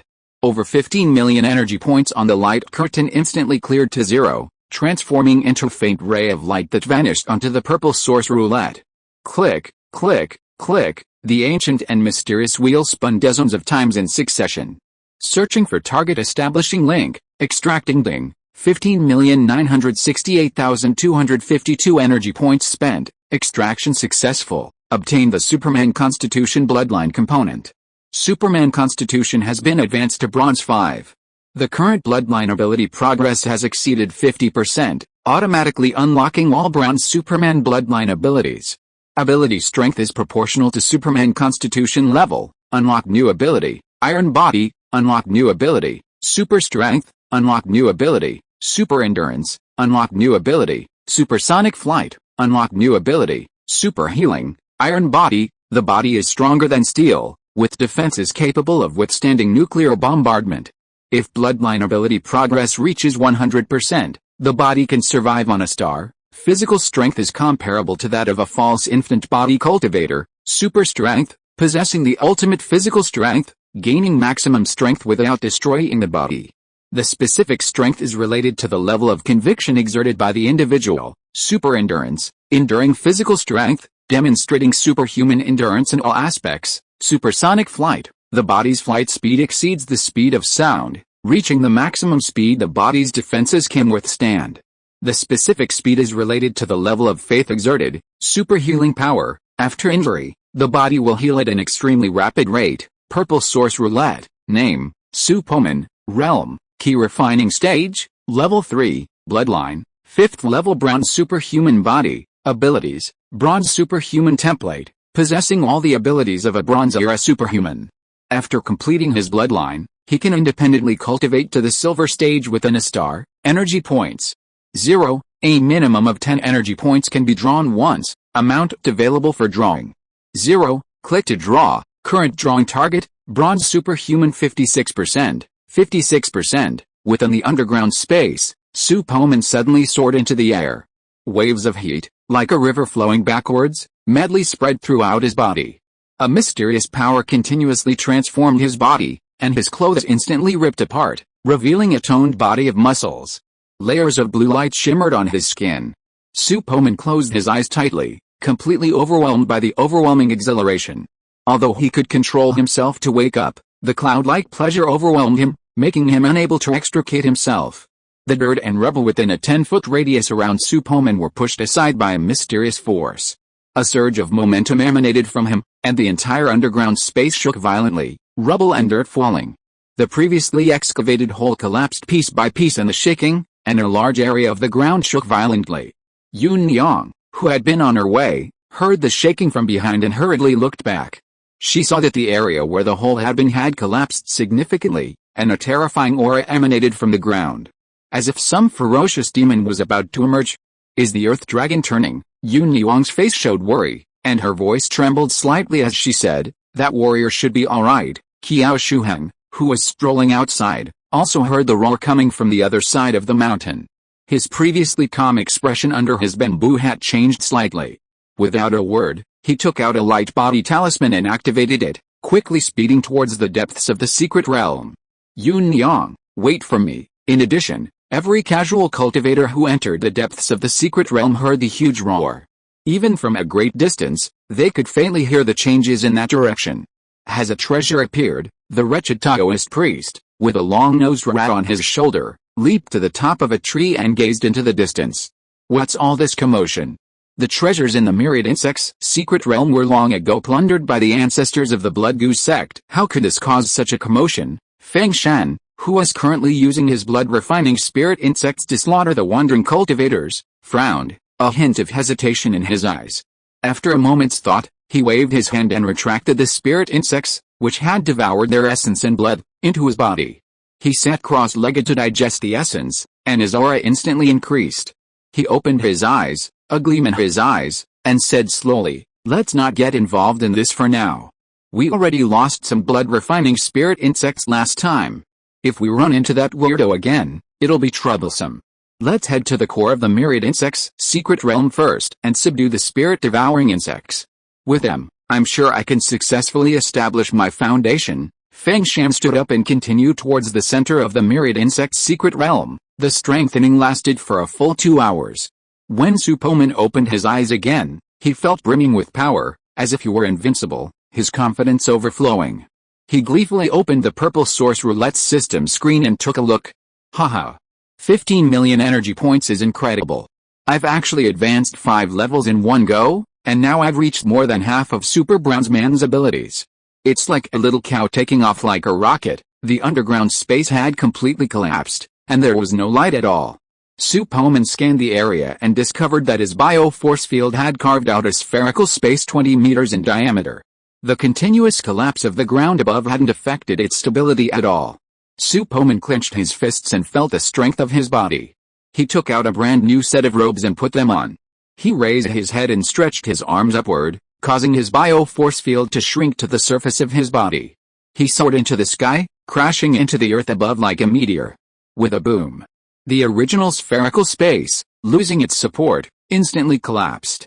A number of independent cultivators had gathered at the side of the original cave. They were exploring the area in groups of 3 or 5, as if hoping to discover some treasure. Qiao Shuheng and Yunyang stood huddled together not far away. Yunyang's eyes were red, as if she had just cried. They silently watched the events below from a mound. "I never expected Li Kang to treat you this way. It's better to kill such a villain. You don't have to blame yourself too much," Qiao Shuheng said slowly, patting Yunyang's back gently. Yunyang nodded gently. This ordeal had only made her realize Qiao Shuheng's affection for her, and a warm and sweet feeling filled her heart. Then, as if a thought struck her, a look of worry crossed her pretty face. "It seems my savior was in that cave before. I wonder how he's doing now. I hope good things happen. It was so sudden. I really hope he escaped. If I see him again, I'll definitely thank him," Qiao Shuheng said seriously, a hint of anger surfacing in his eyes as he looked at the clay figurine entangled with the snake's corpse. As the two were conversing, a collapsed area suddenly began to vibrate again, the vibrations increasing in frequency, as if something terrifying were rising from the ground.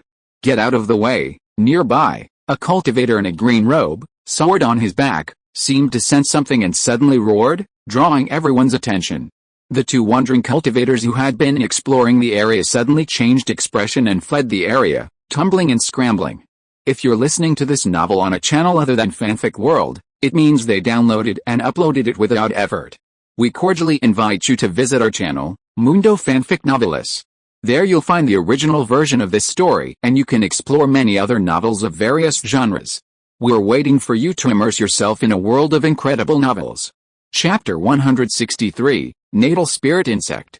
The ground swelled up rapidly, and in the next instant, rubble was shaken off the ground, and smoke and dust rose and spread rapidly in all directions. Boom! Earth and rocks flew everywhere, as if there had been an explosion. The tremendous sound caused all the wandering cultivators to subconsciously step back several steps, looking solemnly at the ground where the explosion had occurred. A white figure flew out of the smoke and dust, and in an instant, it transformed into faint, invisible light and disappeared into the sky. "What was that?" The cultivator in the green robe and carrying a sword narrowed his eyes. Although he was not far away, the white figure was so fast that he could not see clearly what it was. Could it be that the rare treasure has become spiritual and is automatically seeking its owner? A burly man in a khaki robe and a white turban on the periphery asked in confusion. The cultivator who was closest to him looked a little surprised and doubtful, and said with a strange expression, "Why do I feel like that is a flying man?" "Flying man? Haha, are you kidding me?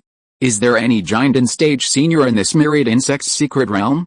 And the flying speed of a giant in stage senior can't reach that fast, right? Unless a Yuanying stage-old monster comes to our Nanayu Kingdom's cultivation world," another person couldn't help but sneered.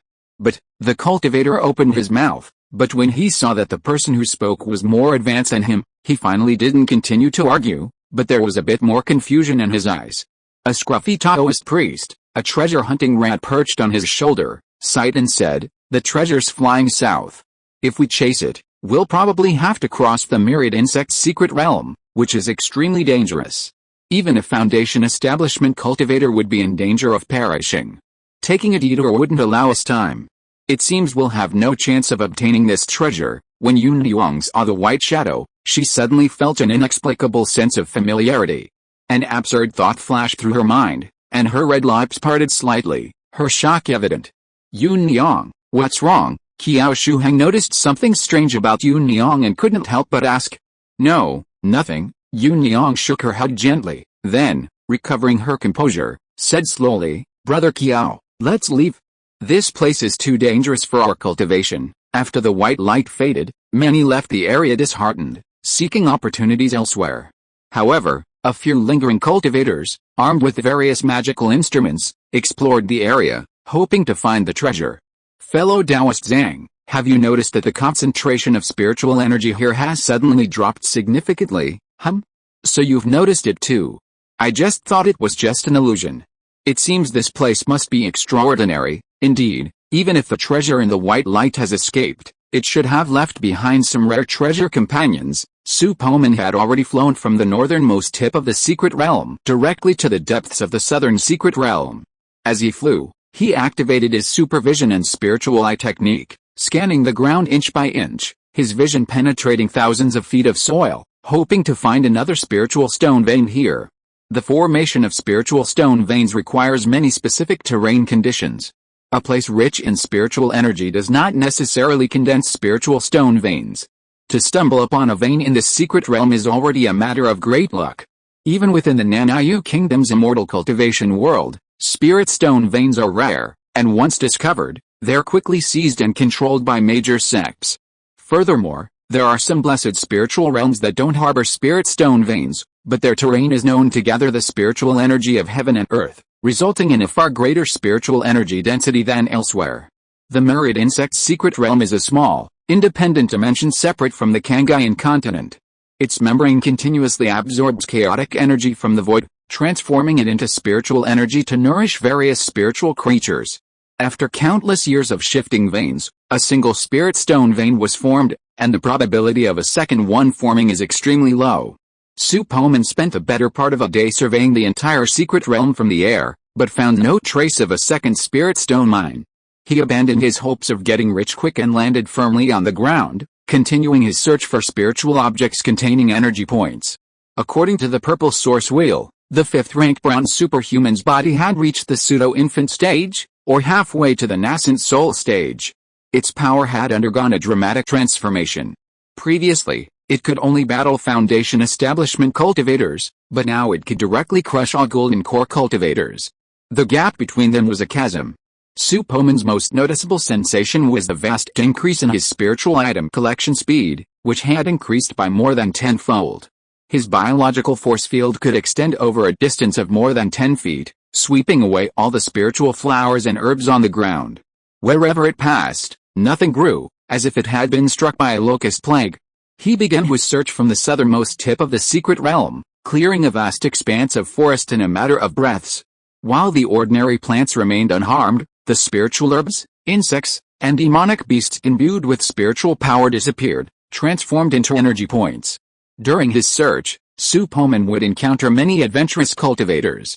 For those with harmless intentions, he wouldn't mind offering a little help, leaving them a few elixirs with elixirs that had been used to slay the guarding monsters.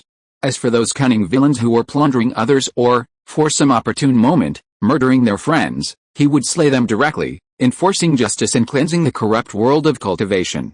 With the aid of his supervision and super hearing, coupled with the super hypnosis born from his ascension to Brown Superman, he would never kill innocent people. Those who died at his hands were those who deserved to die. In the core area of the secret realm, amidst a lush landscape, Feng Shan sat with a pale face. He slowly opened his eyes and glanced with a pained expression at the dead golden-toothed ladybugs that had fallen around him. After slaying over 400 blood-refining spirit insects, I finally subdued this soul-devouring insect. Now, I just need to refine it into my life spirit insect, and I can use it to build my foundation. Feng Shan was in a state of decline, his neck faintly visible with purple veins. A fist-sized, translucent spirit insect, shaped like a longhorn beetle, was sealed in a green silk cage before him. He slapped his chest fiercely, and a cloud of blood mist erupted from his mouth, directly enveloping the soul-devouring insect. Secret technique, blood prison. My life is the link. Transform my spirit. Feng Shan continuously formed hand seals with incredible speed, his fingers emanating phantoms as he struck the blood mist with incantations. After an instant of time, his movements faltered, and his head suddenly drooped, as if dead, without a trace of breath. Between his eyebrows, a ball of shimmering green light emerged. A gentle breeze blew, and the green light trembled, like a candle in the wind, ready to be extinguished at any moment. It seemed to have a spirit and directly escaped into the blood mist. As soon as it came into contact with the body of the soul-eating insect, it disappeared into it. Chapter 164 The Arrival of the Golden Elixir. The soul-devouring insect's translucent body resembled a work of art. Two pale golden tentacles sprouted from its head, reminiscent of the two long feathers on the Monkey King's phoenix-winged purple-gold crown. Its mouth was an irregular cylindrical shape, bulging outward. After the green light ball entered, its compound eyes rekindled their radiance, emitting a blue-green hue. Before long, both pairs of compound eyes were completely engulfed by the green light. Then, its entire body shook, and a green light ball emerged from its head. This green light ball was smaller than before, its aura somewhat weakened. As soon as it emerged, it dove directly into Feng Shan's brow. After a long pause, Feng Shan slowly opened his eyes, saying with lingering fear, "Luckily, it succeeded. Refining my natal spirit insect without the soul-calming incense would have been far too dangerous. If the wind had been any stronger, I'd have been blown to pieces." With a flick of his finger, the green silk cage instantly opened, and the soul-devouring insect within flew out. After circling around him several times, it transformed into a streak of white light and entered his danshan. A shadowy insect appeared where Feng Shan's danshan's key had once been. It hovered above the vortex, its mouth parts constantly pumping in and out, causing the flow of spiritual energy around it to accelerate significantly. He exhaled softly. As expected of a soul-devouring insect. After a while of cultivation, I'll achieve another breakthrough in strength, and then I'll embark on the foundation-building stage. At this moment, his expression tensed. He sensed that the several blood-refining spirit insects he had deployed 2 kilometers away for early warning had suddenly lost contact. He stood up and gazed in that direction, spotting a white figure swiftly approaching from afar. It's him. This man's strength and cultivation are extremely weird. He is obviously only at the 3rd level of key refining, but he can walk on flat ground in this core area full of dangers. Even the spirit insect transformation into blades can't do anything to him. Although I have subdued the soul-devouring insect now, it is obviously not wise to confront him head-on. I will settle the score with him after I have avenged my blood feud and improved my cultivation. Feng Shan's face was a little pale. Recalling the weirdo who made him lose half of his blood-refining soul insects, he had no intention of staying here any longer. He waved his hand quickly, and the remaining dozens of blood-refining soul insects around him flew out and got into his sleeves. He stuck a light body talisman on his body and shot in another direction. The core of the 10,000 insects' secret realm is home to even more ferocious spirit insects and demonic beasts. Some of these strange insects possess such extraordinary abilities that they can even slay foundation establishment cultivators. The area is divided into distinct territories, each housing a dominant demonic beast or spirit insect colony. These creatures enjoy every resource within their territory, and any outsider who intrudes will be met with a relentless attack. After scouring the depths of the 10,000 insects' secret realm, Su Poman decisively entered the core area. Upon entering, he was greeted by a vibrant, fairy-like scene, filled with exotic flowers, plants, and strange trees. Silver nightmare flowers the size of bowls. Strange vines as crimson as blood, fragrant purple core spirit herbs, and towering bamboos as thick as an adult's waist, all rare and precious creatures rarely seen outside. Other spirit flowers and herbs, which Su Poman had gathered from the outer reaches, grew like ordinary weeds throughout the area. Taking a deep breath, a rich spiritual energy, mingled with the scent of plants, permeated his heart, invigorating him. Su Poman casually grasped a plant nearby, an unfamiliar one, and a prompt instantly echoed in his mind. Ding, energy detected. Convert to energy points. Convert. Converted. Converted. You've earned 105 energy points, haha, as expected of this core area. A single spiritual herb contains so many energy points. Harvest them quickly. Su Poman was overjoyed. With a thought, a bio-force field suddenly spread out, causing the surrounding ground to tremble slightly. Countless spiritual herbs were simultaneously uprooted and transported to him in batches by the invisible hand of the bio-force field. These also included the corpses of spiritual insects and demonic beasts. After all of them were converted, the energy point count on the purple source wheel increased significantly. Like a limb controlled by the mind, the bio-force field controlled it at will, plucking spiritual herbs and strangling spiritual insects and demonic beasts without requiring manual intervention. As it swept through an area, the entire area was plundered in an instant, with exceptional efficiency. Su Poman continued his search along his planned route. He planned to spend a day clearing out the core area. By then, the myriad insect's secret realm would be of no value to him, and he would simply find a place to wait out the 10-day period. Beyond the secret realm, deep within the valley, the thin and dark old man in green robe who was originally sitting cross-legged on the wooden platform suddenly opened his eyes. His face became very gloomy, and he said slowly, "I plan to let the little darlings go to eat some meat on the 8th day after the secret realm was opened." What happened in there that caused thousands of blood-refined spirit insects to die? All your blood-refined spirit insects are dead. The purple-lit old man stood up suddenly after hearing that, and then said with an ugly face, "Oh no, something big must have happened in the secret realm. My blood-refined spirit insects lost contact on the first day. I thought it was bad luck that I was teleported to the core area, but even your spirit insects are dead. This is very wrong. It's bad. It doesn't matter if our blood-refined spirit insects died." The sect master also sent 3,000 blood-refined spirit insects in this time. If something unexpected happens, the two of us will definitely not be able to escape responsibility. The dark and thin old man's face fell, as if he thought of something, and fear appeared in the depths of his eyes. The purple-lipped elder's expression wasn't particularly good. He feigned composure, saying, "The sect master's 3,000 spirit insects, after entering the secret realm, will lurk in the core area. They can devour even a cultivator at the peak of the foundation establishment stage. Nothing unexpected should happen. All these years have passed, and I've never heard of any foundation establishment stage demonic beasts or spirit insects emerging from the secret realm. At most, they could outnumber cultivators in the early stages of the foundation establishment stage. Unless what?" the dark, thin elder demanded anxiously. "Unless a lizard-like demonic beast has broken through to the foundation establishment stage, or perhaps a powerful individual from another faction has infiltrated." The purple-lipped elder's eyes gleamed as he rationally analyzed. As the two spoke, a terrifying spiritual pressure suddenly descended. Boom! It sounded like spring thunder in the sky, and the sunlight was obscured by a vast black mist.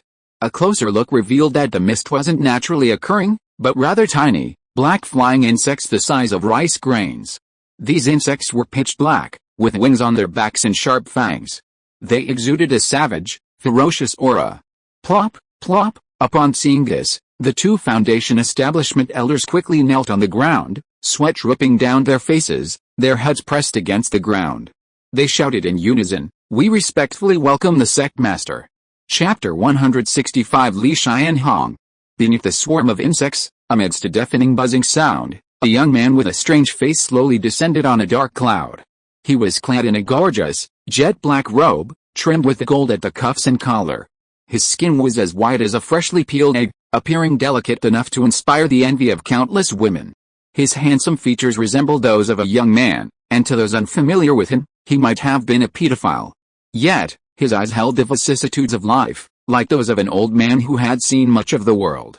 Splash! The sky centipede beast within the stone pool, as if sensing its master's presence, detached its massive body from the water and swam swiftly towards the young man with its densely packed limbs, emitting a continuous stream of excited chirps, like a puppy that hadn't seen its owner for a long time.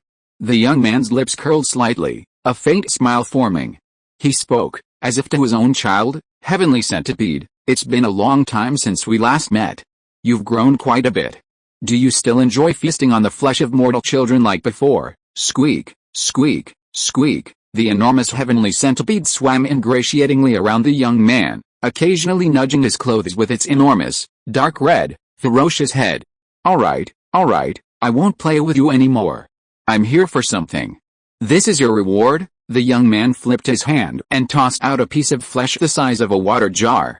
The flesh emanated a strong smell of blood, and through the mist, one could vaguely see hundreds of heart-like organs concentrated on it, a terrifying sight. Squeak! The heavenly centipede opened its mouth and swallowed the piece of flesh, then obediently returned to the stone pond. Tramp, tramp, tramp, the sound of footsteps echoed in the ears of the two elders, but they remained silent, not even daring to raise their heads. Out of the corner of their eyes, they caught sight of the ornate hem and black, cloud-patterned flying boots approaching. A chill trembled in their hearts, their lips tightly pursed, like criminals awaiting judgment. "Two elders, has anything happened in the myriad insect's secret realm?" a magnetic voice called out. The purple-lipped elder looked perplexed, unsure how to explain. Just as he was about to speak, he felt a sudden surge of force.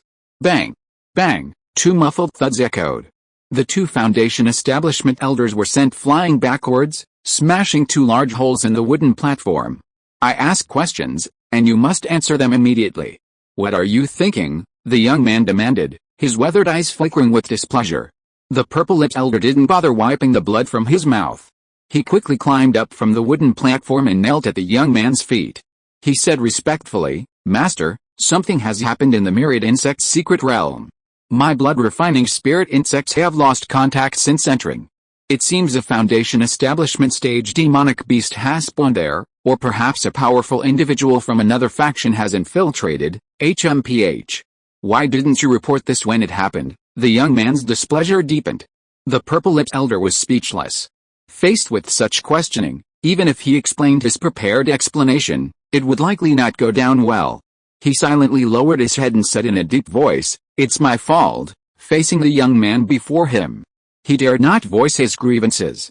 Although Master Li Xianhong was only at the early Jinden stage, his methods were extremely brutal, and his magical powers far surpassed those of his peers.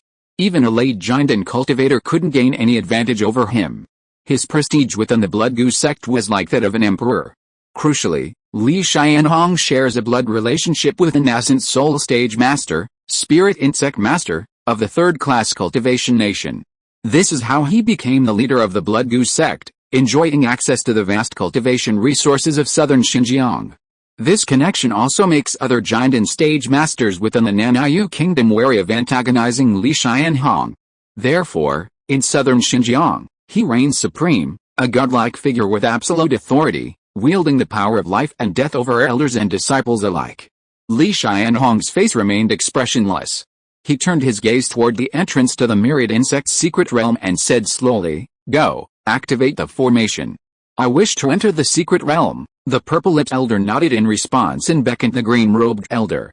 They each retrieved a jade talisman from their storage bags. Powered by spiritual energy, the two talismans quickly merged, emitting a dazzling burst of light. With a rumbling sound, the entrance to the secret realm opened once more. "You two losers, come with me." Li Xianhong waved his hand, and the insect swarms vanished. He slowly walked towards the entrance to the secret realm. "Yes, Sect Master." The thin, green-robed old man and the purple-lipped old man hurriedly followed. Before the entrance, Li Xianhong paused briefly and telegraphed to the insect beast in the stone pool, "Sky Centipede, guard the exit. Anyone who comes will be devoured." Squeak, squeak, squeak. The Sky Centipede's massive head poked out of the stone pool, its pitch-black compound eyes fixed on the entrance. Its claws trembled, making a tapping sound. Li Xianhong removed 3 pieces of talisman paper emitting strange spiritual power from his storage ring and applied them to himself and the other 2. The 3 of them instantly merged into one, and together they entered the random teleportation array at the entrance to the secret realm. In a flicker of light and shadow, the 3 figures appeared on the mountain range that bordered the outer reaches of the secret realm. How could the spiritual energy be so thin? Upon entering this place, the purple-lipped elder immediately noticed something amiss, sensing that the concentration of spiritual energy here was significantly lower than before. Li Xianhong's powerful spiritual sense instantly swept across an area of dozens of miles. His expression grew increasingly grim, his eyes blazing with rage. The green-robed elder beside him, scanning the surrounding area with his spiritual sense, also discovered a shocking fact. All spiritual energy-bearing creatures within this mountain range had seemingly vanished into thin air. Not a single one could be found. This included the demonic beasts and spiritual insects that inhabited it. All had vanished without a trace, and the concentration of spiritual energy had plummeted to a significant level. Who is it? Li Xianhong gritted his teeth, his voice thick with murderous intent. I wonder which force in the Nanayu kingdom is responsible for this? They're so shameless and ruthless as to directly sever the foundation of the myriad insect's secret realm. They're simply attempting to destroy the foundation of our blood goose sect, the purple-lipped elder declared grimly. The figure of the old man in green robe flashed and returned from a distance. He whispered in a grim voice, Master, I have checked.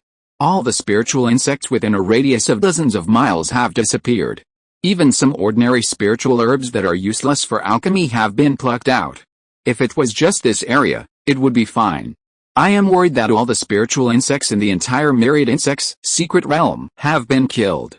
If that were the case, even if it took hundreds of years, it would be difficult to restore the previous grand scene of myriad insects singing together. Li Xianhong's face was as gloomy as water, and his heart seemed to be bleeding.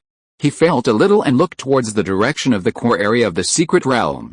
He said coldly, the thief is in the core area. Be prepared. You must not let him go. I will cut him into pieces and let him taste the pain of being devoured by myriad insects. Chapter 166 Golden-backed Mantis. In the core area of the secret realm, amidst a dazzling display of spiritual herbs, Su Poman was filled with excitement. He had just discovered a swarm of bizarre, blood-glow spiritual insects lurking underground. They resembled the strange ladybugs manipulated by the insect masters he had encountered in the outer reaches, but each of these insects transformed into 300 energy points, practically comparable to ingots of the finest quality. His bioforce field spread out, snaring them all in a matter of breaths. After the transformation was complete, the energy point count on the purple source wheel increased by nearly 1,000,000. With joy, Su Poman cleared the last small area of spiritual objects. He closed his eyes, his consciousness sinking into the purple source wheel. Purple source roulette. Name, Su Poman. Level, key refining stage, level 3, bloodline. 5th level bronze superhuman body, abilities, bronze superhuman template, possessing all bronze era superhuman abilities. Upon completing his bloodline, he can cultivate to the silver stage independently. Energy points. 1,960,001, minimum draw amount. 10 energy points, available number, N, click to draw, current draw target, bronze superhuman 56%, 56%, nearly 2 million energy points. I don't think I'll have enough to reach another level. I'll save them for now. Su Poman was very satisfied. He slowly opened his eyes, then suddenly felt a light dim. Looking up, he saw the sky's light obscured by a vast black mist of insects. A sky filled with black flying insects, at least millions, danced in the air, creating a solemn feeling like dark clouds looming over a city. Against the inky black backdrop, a strange young man in black robes descended, brimming with murderous intent. Behind him, 2 elders rested their feet on magical instruments, looking down warily. The moment they caught sight of Su Poman, they were both startled. 3rd level key refining, the purple-lipped elder whispered with a strange expression. The green-robed elder beside him also looked puzzled and whispered, Master, are you sure it's that kid down there? His cultivation is so poor. How could he possibly be a match for a blood-refining spirit insect? Li Xianhong frowned, arriving with murderous intent. Seeing only a young cultivator at the 3rd level of key refining, his rage intensified. He wondered, could he have escaped? Boy, did you see anyone else wandering around here just now? The green-robed elder asked, his words imbued with the aura of a Foundation establishment cultivator, his brows filled with a sinister expression, as if Su Poman would die if he didn't give a good answer. Su Poman's mind was as clear as a mirror, knowing it was the elder of the Blood Goose sect who had come to visit him.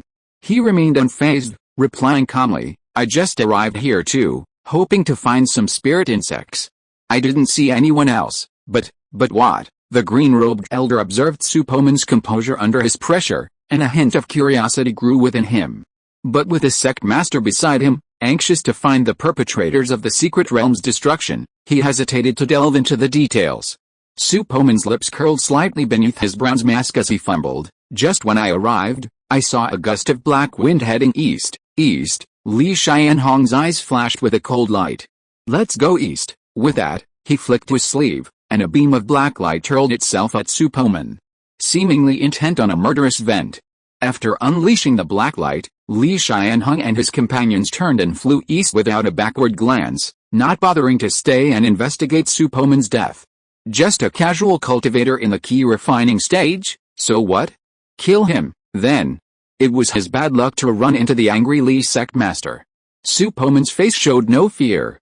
The black light stopped a dozen feet from his chest, making a dull sound as if it had hid a transparent barrier. Li Xianhong, who had just flown a short distance, suddenly stopped and turned abruptly, saying, "No, there's something wrong with that kid." His spiritual sense swept back, and as expected, he saw Su Poman standing there unharmed, undefeated by his casual blow. Su Poman frowned, his gaze gradually turning cold. He had intended to leave the secret realm immediately after they left, but he hadn't expected the young leader to be so ruthless. After questioning, he would even kill. It seemed that for him, taking a life was no different from crushing an ant. Li Xianhong returned with a gloomy face, knowing he'd been tricked by the seemingly third-level key refining cultivator. He winked at the green-robed elder and whispered, "Bring him here." "Yes, sect master." The green-robed elder immediately descended towards Su Poman, wielding his magical instrument. With a wave of his hand, he unleashed a golden-backed mantis the size of a wildcat. The mantis, with wings on its back, leaped and soared gently, its forelimbs gleaming coldly. A terrifying aura emanated from its form, revealing the strength of an early Foundation establishment cultivator. "Go, remove his limbs." The green-robed elder's mind moved, and he instantly issued the command. A flash of light flashed from the mantis's green compound eyes, and its sharp, pincer-like mouthparts clamped twice. Then, with a light leap, it vanished with a buzzing sound. The next moment, a strange wave echoed from behind Su Poman. Two strange, sickle-like blades slashed at his arms with incredible speed, leaving even a Foundation establishment cultivator scrambling for a moment. Ding, ding, ding, ding, ding. Two soft chimes echoed. Su Poman, without turning back, remained standing unharmed. The golden-backed mantis's twin blades slashed rapidly, sending bursts of sparks flying. The green-robed elder was horrified by this. While others might not know the strength of the golden-backed mantis's attacks, he knew it all too well. This creature, ranked 72nd on the strange insect ranking, its blades would sever even a top-grade magical weapon, let alone a flesh-and-blood creature, in two. Yet, they were like scraping, powerless against the young cultivator at the third level of key refining. He even swallowed his contempt. Though he felt a little nervous, the thought of Li Xianhong, a giant-level cultivator, standing behind him as his back, quelled his fear. He slapped his storage bag and released another swarm of vibrant green fireflies. With a simple urge, the swarm instantly swarmed over him. "Boy, I advise you to surrender.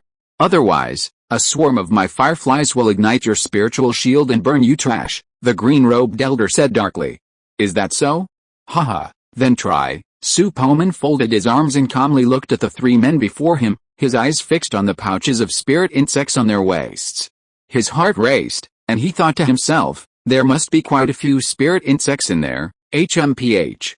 If you refuse my toast, I'll punish you. "Master, I'm going to kill you," the green-robed elder turned and respectfully demanded. Chapter 167, King Mu's Soul-Destroying Banner. Li Xianhong nodded in agreement. He too could sense that something was amiss, but his spiritual sense couldn't pinpoint what had stopped the Foundation establishment stage insect beast from attacking repeatedly.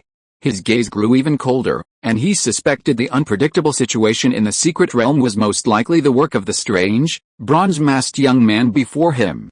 After receiving his permission, the green-robed elder let out a strange laugh and declared, "Boy, you're dead." With a whistle, the swarm of insects, blazing with phosphorescent light, descended into a sea of blazing fire, instantly engulfing Su Poman, rendering him indistinguishable. Su Poman, however, was overjoyed. He casually grasped them, and a dinging sound echoed in his mind.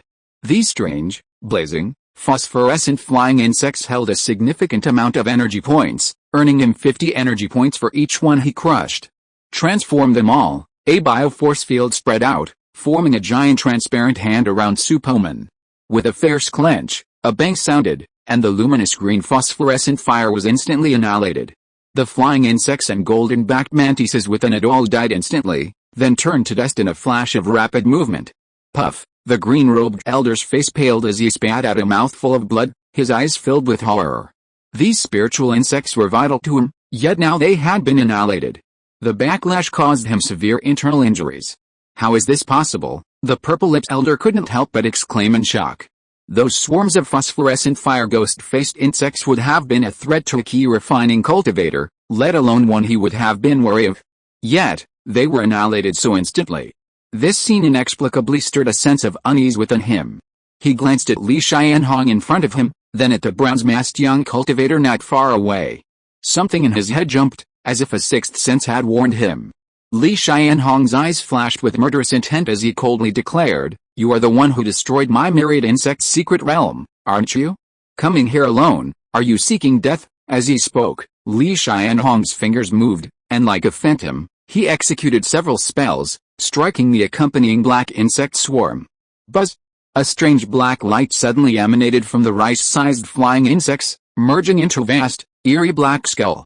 The sect master has taken action, the green-robed elder beamed with joy, then turned his gaze towards Su Poman, his eyes filled with endless resentment.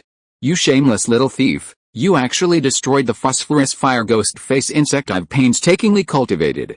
You deserve it. Now you'll be devoured by the myriad insects." The massive skull, over 20 feet tall, emitted a strange, whining sound from its pitch-black maw. Under Li Xianhong's control, it swallowed Su Poman whole. Su Poman gazed at the overwhelming swarm of black flying insects with a faint smile, his heart growing even happier. To him, these insects weren't monsters devouring human flesh and blood, but rather clusters of gleaming energy points. Sizzle, sizzle, a fierce gnawing sound echoed from all around. As the black insects gnawed at his biofield, they also spewed out a lush green liquid. This liquid, like sulfuric acid, was extremely corrosive. Occasionally, a few drops landed on the ground, instantly corroding it into deep, white, smoking pits. However, despite their strength, the black insects were powerless against Su Poman's biofield. With his current defenses, his biofield would effectively block any attack unless it involved a nascent soul stage veteran. Li Xianhong's expression changed slightly. His spiritual sense detected the scene within the insect swarm, and he felt a surge of emotion. Unwilling to give up, he moved his fingers, again casting several glowing red spells, and softly uttered a single word. "Refine." As the words fell, the massive skull slowly transformed into a pitch-black alchemy furnace. The furnace began to spin in the air, its speed increasing.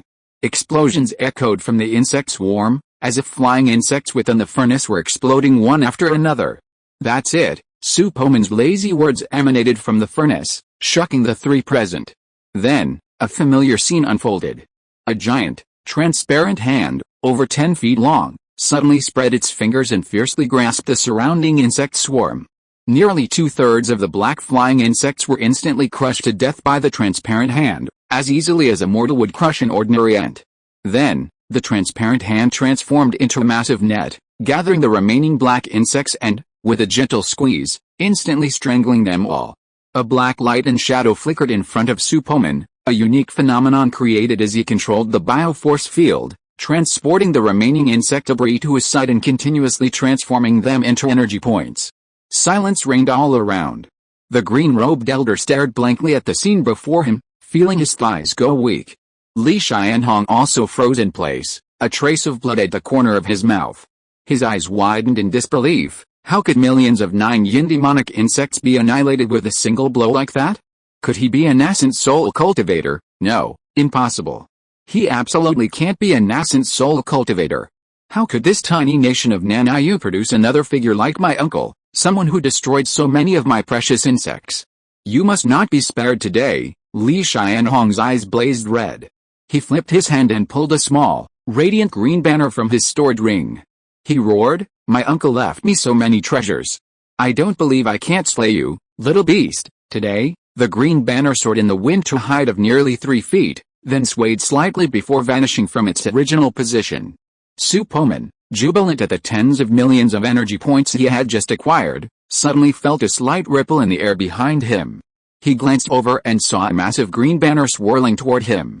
What a magical weapon! Su Poman's eyes lit up. Without dodging or avoiding, he stretched out his palm to take the banner's crushing force. Fool!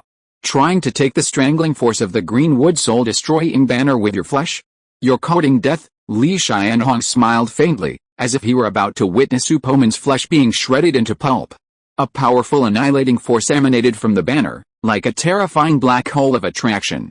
Su Poman felt a slight weakening of his biofield at the slightest contact. Huh? This is truly a valuable treasure. It can even cause a slight wear and tear on my biofield. I want it. With that, Su Poman, bearing the immense strangling force, leaped over the banner, grasped the pole, shook it vigorously, and attempted to place it in his storage bag. Although Li Xianhong was deeply shocked, he wasn't foolish. He kept a tight control over the greenwood soul-destroying banner, preventing it from slipping out of his grasp. At the same time, he pulled a jade box from his storage ring.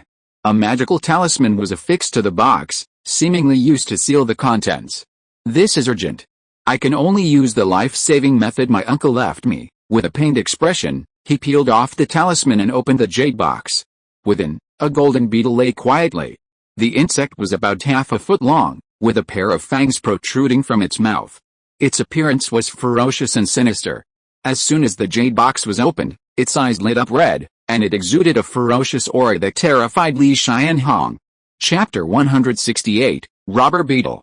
As expected of this ancient, strange insect that even my uncle couldn't subdue. Its aura is truly terrifying. After using this secret technique to search for enemies, I'm afraid it will return to the heavens. Catching it then will be difficult. Li Xianhong carefully tossed the jade box out, then chanted a short, strangely melodious incantation and pointed his finger at Su Poman from afar. A streak of blood-red light, seemingly traversing space, descended directly upon Su Poman. Su Poman tried several times, but found he couldn't capture the possessed magical weapon. He gave up. Feeling the red light strike him, he paused for a moment, then realized it wasn't damaging him. He felt relieved and thought, thank goodness it's not some soul attack technique, otherwise it would be incredibly difficult to resist. Once I perfect my superhuman physique, I'll definitely need to draw upon a powerful soul. A golden beetle, the size of an adult's fist, spread its wings and hovered in the air, emitting a low, humming sound. Its eyes flashed red as it sped towards Su Poman. Su Poman's eyes flashed with a golden light, and the biofield around his chest took a sharp hit. He looked closely and saw a golden beetle frantically gnawing at his biofield. Sizzle, sizzle, sizzle. Amidst a series of sizzling sounds, Su Poman was startled to discover that his biofield was actually being shredded inch by inch, and at a remarkable speed. He exclaimed in shock, what the hell is this insect? How can it be so powerful, capable of gnawing through the defenses of even a false infant-stage cultivator? Unable to continue being gnawed by the strange beetle, Su Poman quickly reached out and grabbed the golden armored monster, squeezing it hard, intending to crush it. The next second, his expression changed drastically, and he flung his hand, sending the golden beetle flying. Hiss! A deep wound, visible to the bone, appeared in his palm. Blood gushed out, and the pain tingled at his nerves. Thanks to Superman's powerful recovery ability, the wound on his palm completely healed in less than 2 breaths, leaving no trace of a scar. The buzzing sound of insects echoed again. Crack, crack, crack. The biological force field was constantly being gnawed. Su Poman looked at the strange insect in front of him that was constantly gnawing at him with a strange expression on his face, and said in surprise, I have such great strength now, but I can't even crush it to death. This guy is simply against the sky. It's like a copper bean that can't be hammered or crushed. Could it be some ancient alien species? Li Xianhong was even more shocked at this time. Others didn't know the origin of this golden beetle. As an expert in playing with insects, he knew that this golden beetle was the famous robber beetle on the list of ancient strange insects. Not only was its body indestructible, but it also had the ability to devour everything. In ancient times, there was a demon cultivator named Insectois who controlled a robbery beetle king by some means. He dragged thousands of robbery beetles around to burn, kill and loot, bringing a huge catastrophe to the world of immortal cultivation. Many masters of the Mahayana period joined forces to kill the Insectoist, but the secret method that could control the robbery beetle disappeared with the death of the Insectoist. The spirit of the robbery beetle was so introverted that even his uncle, the spiritual insect master, was unable to subdue it with his secret insect control techniques. He had to rely on his immense strength to suppress and seal the larva, then refine it into a life-saving item for Li Xianhong. Once the robbery beetle was released, No one below the nascent soul stage could escape unscathed, and any defense would be as fragile as paper against it. But the scene before him completely overturned Li Xianhong's expectations. The robbery beetle, capable of devouring any giant and stage cultivator, was unable to harm the person before him, causing him to doubt the robbery beetle's power. Although slightly surprised, Su Poman remained calm, as his biofield continuously regenerated under the aura of light. He held the giant green banner forward, attempting to block the golden armored monster's attack on his biofield. With a series of crisp, crunching sounds, the tiny golden beetle devoured this powerful mid-grade magical weapon, inch by inch, devouring it. Its fist-sized body seemed to exist in a virtual mustard seed dimension, and in no time, it had completely devoured the entire azure banner and its pole. Li Xianhong vomited blood again, now completely unafraid of the robbery beetle's power. The green wood soul-destroying banner was his life-saving magical weapon given to him by his uncle. The destruction of the azure banner had affected his mind and heart, causing him to sustain severe injuries. "Master, are you alright? This person's strength is somewhat unusual. Otherwise, the purple-lipped elder quickly stepped forward, supporting Li Xianhong, and asked with concern. Before he could finish his words, Li Xianhong slapped the purple-lipped elder in the face, sending him flying over 10 feet. "Useless creature, all you know is running. Nearby is the headquarters of our blood goose sect. Where are you going?" After venting his anger, Li Xianhong calmed his breath, took out a healing pill and swallowed it. Then, he flipped his hand and pulled out a round object from his stored ring. A cruel smile crossed his lips, and he telepathically shouted, "Everyone, stay away. I'm going to blast him to death with this shattering star thunder seed." The green-robed elder was startled at the words and quickly retreated dozens of miles with the purple-lipped elder. This shattering star thunder seed was another life-saving magic weapon bestowed upon him by the spirit insect master. It was extremely expensive and a disposable item. Once activated, it could kill a large number of giant and stage cultivators. While Su Poman was squaring off against the robbery beetle, Li Xianhong, using his spiritual sense, quietly approached with a star-shattering heavenly thunder seed. Due to the carefully concealed presence of his giant and stage spiritual sense, Su Poman remained oblivious to the disturbance, and he successfully landed the star-shattering heavenly thunder seed not far from him. Su Poman was repeatedly bashing the strange golden insect away with his fists, but it remained unscathed, each time staggering back, as if it had set its sights on him. Just as he was about to strike again, a flash of green light filled his vision, and then, boom! The lightning formed into a green ball of light approximately 30 meters in diameter. Countless green arcs of electricity shot out in all directions, emitting waves of destructive aura. What a powerful force! The green-robed elder paled. He felt that if he were caught in the thunderstorm's radius, he would be doomed. Li Xianhong was also very pleased with the power of the shattering star thunder seed. He stood at a distance, feeling the scorching heat in the air, his lips curled slightly, a sense of pride rising. After a long moment, the lightning dissipated, revealing an immense cenote before them. The earth was charred black, with faint cyan arcs flickering above it, as if a small portion of the lightning's power still remained. Just as the three of them were about to approach to investigate, a figure suddenly levitated from the cenote. The figure was tall and slender, wearing an ancient bronze mask and a white shirt. Book owners, please enable automatic subscription. I'm updating so slowly now, and it doesn't cost me much a month, but the daily increase in subscriptions is a huge encouragement to me. Thank you. Chapter 169. The Superman body is complete. Seeing this, the purple-lipped elder felt a wave of fear, sensing something was amiss. He quietly retreated, cast a concealing spell, and slipped away. Su Poman's face was gloomy. Although the previous explosion hadn't injured him, the deafening noise had racked his ears, the thump still ringing in their ears. He grinned, revealing a set of white teeth, as if smiling, but his tone was utterly sinister. "Since you're so ungrateful and insist on killing me, I won't hold you back." The red light in his eyes grew stronger, finally becoming like a branding iron. Li Xianhong sensed the terrifying murderous intent and, seeing the situation was ominous, immediately raised a grayish protective shield. Not feeling reassured enough, he flipped his hand and produced a small, gleaming silver flying shield. Before he could fully activate it, two crimson laser beams shot towards him as if teleporting. Chi-chi. The spiritual shield, like a bubble in the sun, burst at the slightest touch. Two red beams of light descended upon the small silver shield. Fueled by mana, The shield grew larger, but it held out for only half a breath before being pierced through in a puff of thick smoke. Li Xianhong paled with fear, and he dodged the laser beams. Before he could draw out any more magical weapons, Su Poman twisted his head slightly, and the two fiery red beams swiftly sliced through him. Chi-chi. A scent of meat wafted into the air. Li Xianhong's face still held a look of shock as his head, along with most of his right arm, plummeted to the ground. The massive wound, scorched and curled from the intense heat, curled into curled shape. Blood now slowly seeped through the charred, curled, whitened flesh. Ugh, it hurts. The giant cultivator's powerful vitality prevented him from dying instantly. Tears of blood streamed from his eyes, his face contorted with agony. He roared, "You can't kill me. My uncle is the Beast Master Sex Grand Elder, Spiritual Insect Master, if he knew." With a swish, the laser beam sliced down vertically, instantly bisecting the screaming skull. The white brain matter within, boiling from the intense heat, burst out from both ear canals. So much nonsense. Su Poman turned his head away, once again scanning the distance with his thermal gaze. The green-robed elder, attempting to escape, was also instantly decapitated by the laser.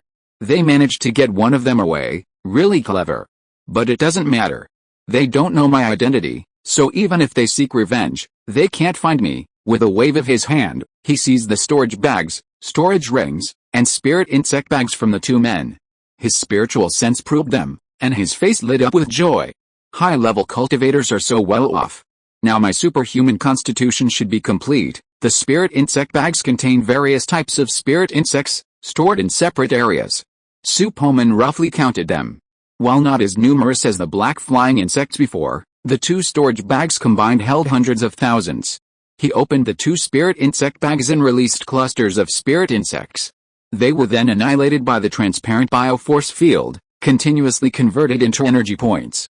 Ding. Energy detected. Conversion into energy points. Conversion completed. You have earned 65 energy points. After about a cup of tea, the two spirit insect bags were empty, all converted into energy points. He set aside the green-robed elder storage bag and the black-robed youth storage ring, leaving them unattended. His mind was completely absorbed by the increasing energy points on the purple source wheel. Over 100 million energy points. This is awesome. I must draw my power immediately. Haha. Su Poman couldn't help but laugh out loud, like a psychopath having a sudden attack. Two half-charred corpses lay on the ground, and the strange smell of meat lingered in the air, causing Su Poman to frown. He chanted a short incantation, unleashing two small fireballs that struck the bodies. Then, with a sweep of his arms, he leaped away. As he left, a layer of scorched earth in the Xiankang suddenly stirred, and a golden beetle staggered out. The red glow in its eyes had completely faded, leaving a look of confusion in its small, dark green eyes as it flew off into the dense forest. Su Poman found a secluded cave and sat cross-legged on a boulder, his face radiant with joy. He forced himself to calm his thoughts, closed his eyes, and with a single thought, he opened the light curtain of the purple source roulette and lightly tapped the words "click" to draw. The energy point value on the purple source roulette's light curtain fluctuated from 136 million to 86 million, where it remained stationary. A faint light vanished from the purple source roulette. Click, click, click, the ancient and mysterious wheel began to spin rapidly.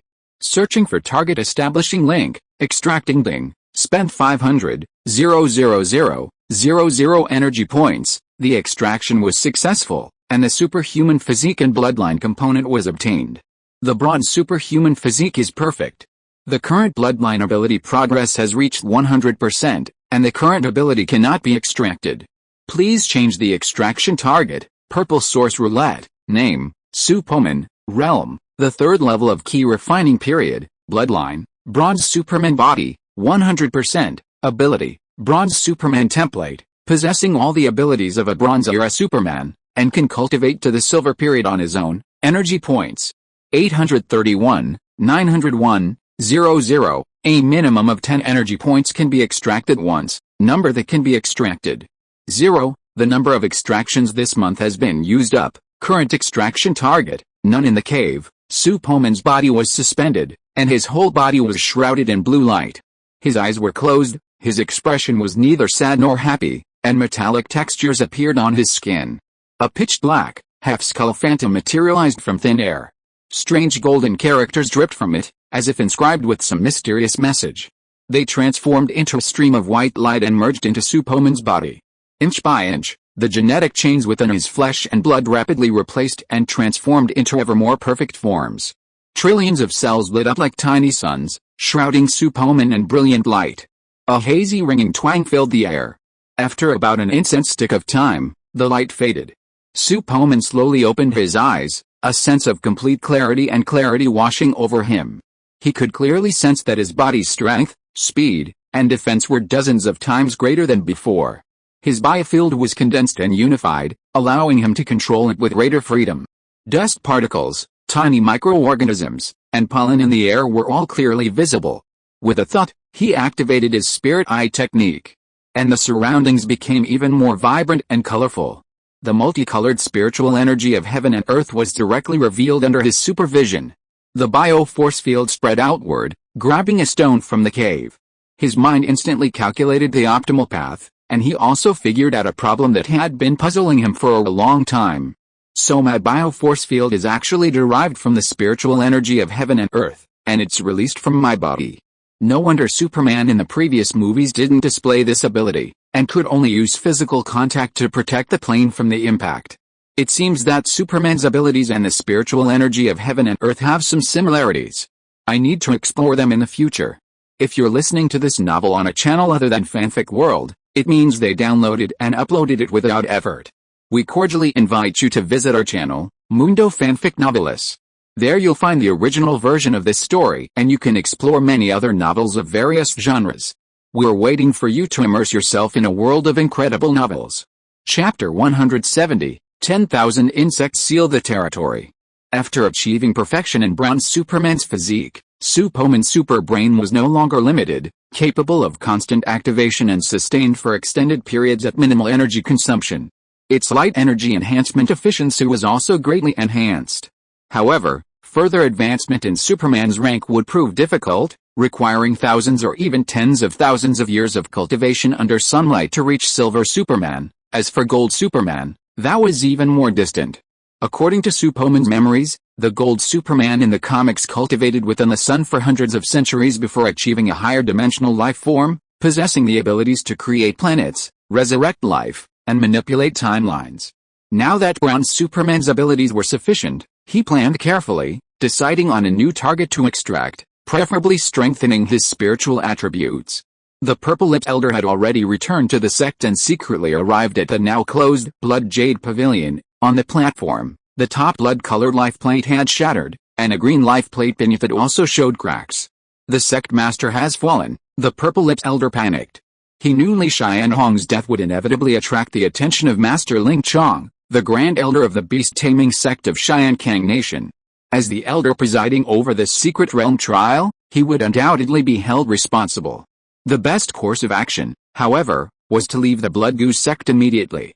The purple-lipped elder slowly walked to the base of the platform, eyeing the jade plaque inscribed with the words Ling Hunian. A fierce glint flashed in his eyes, and he reached out to grab it and squeezed it.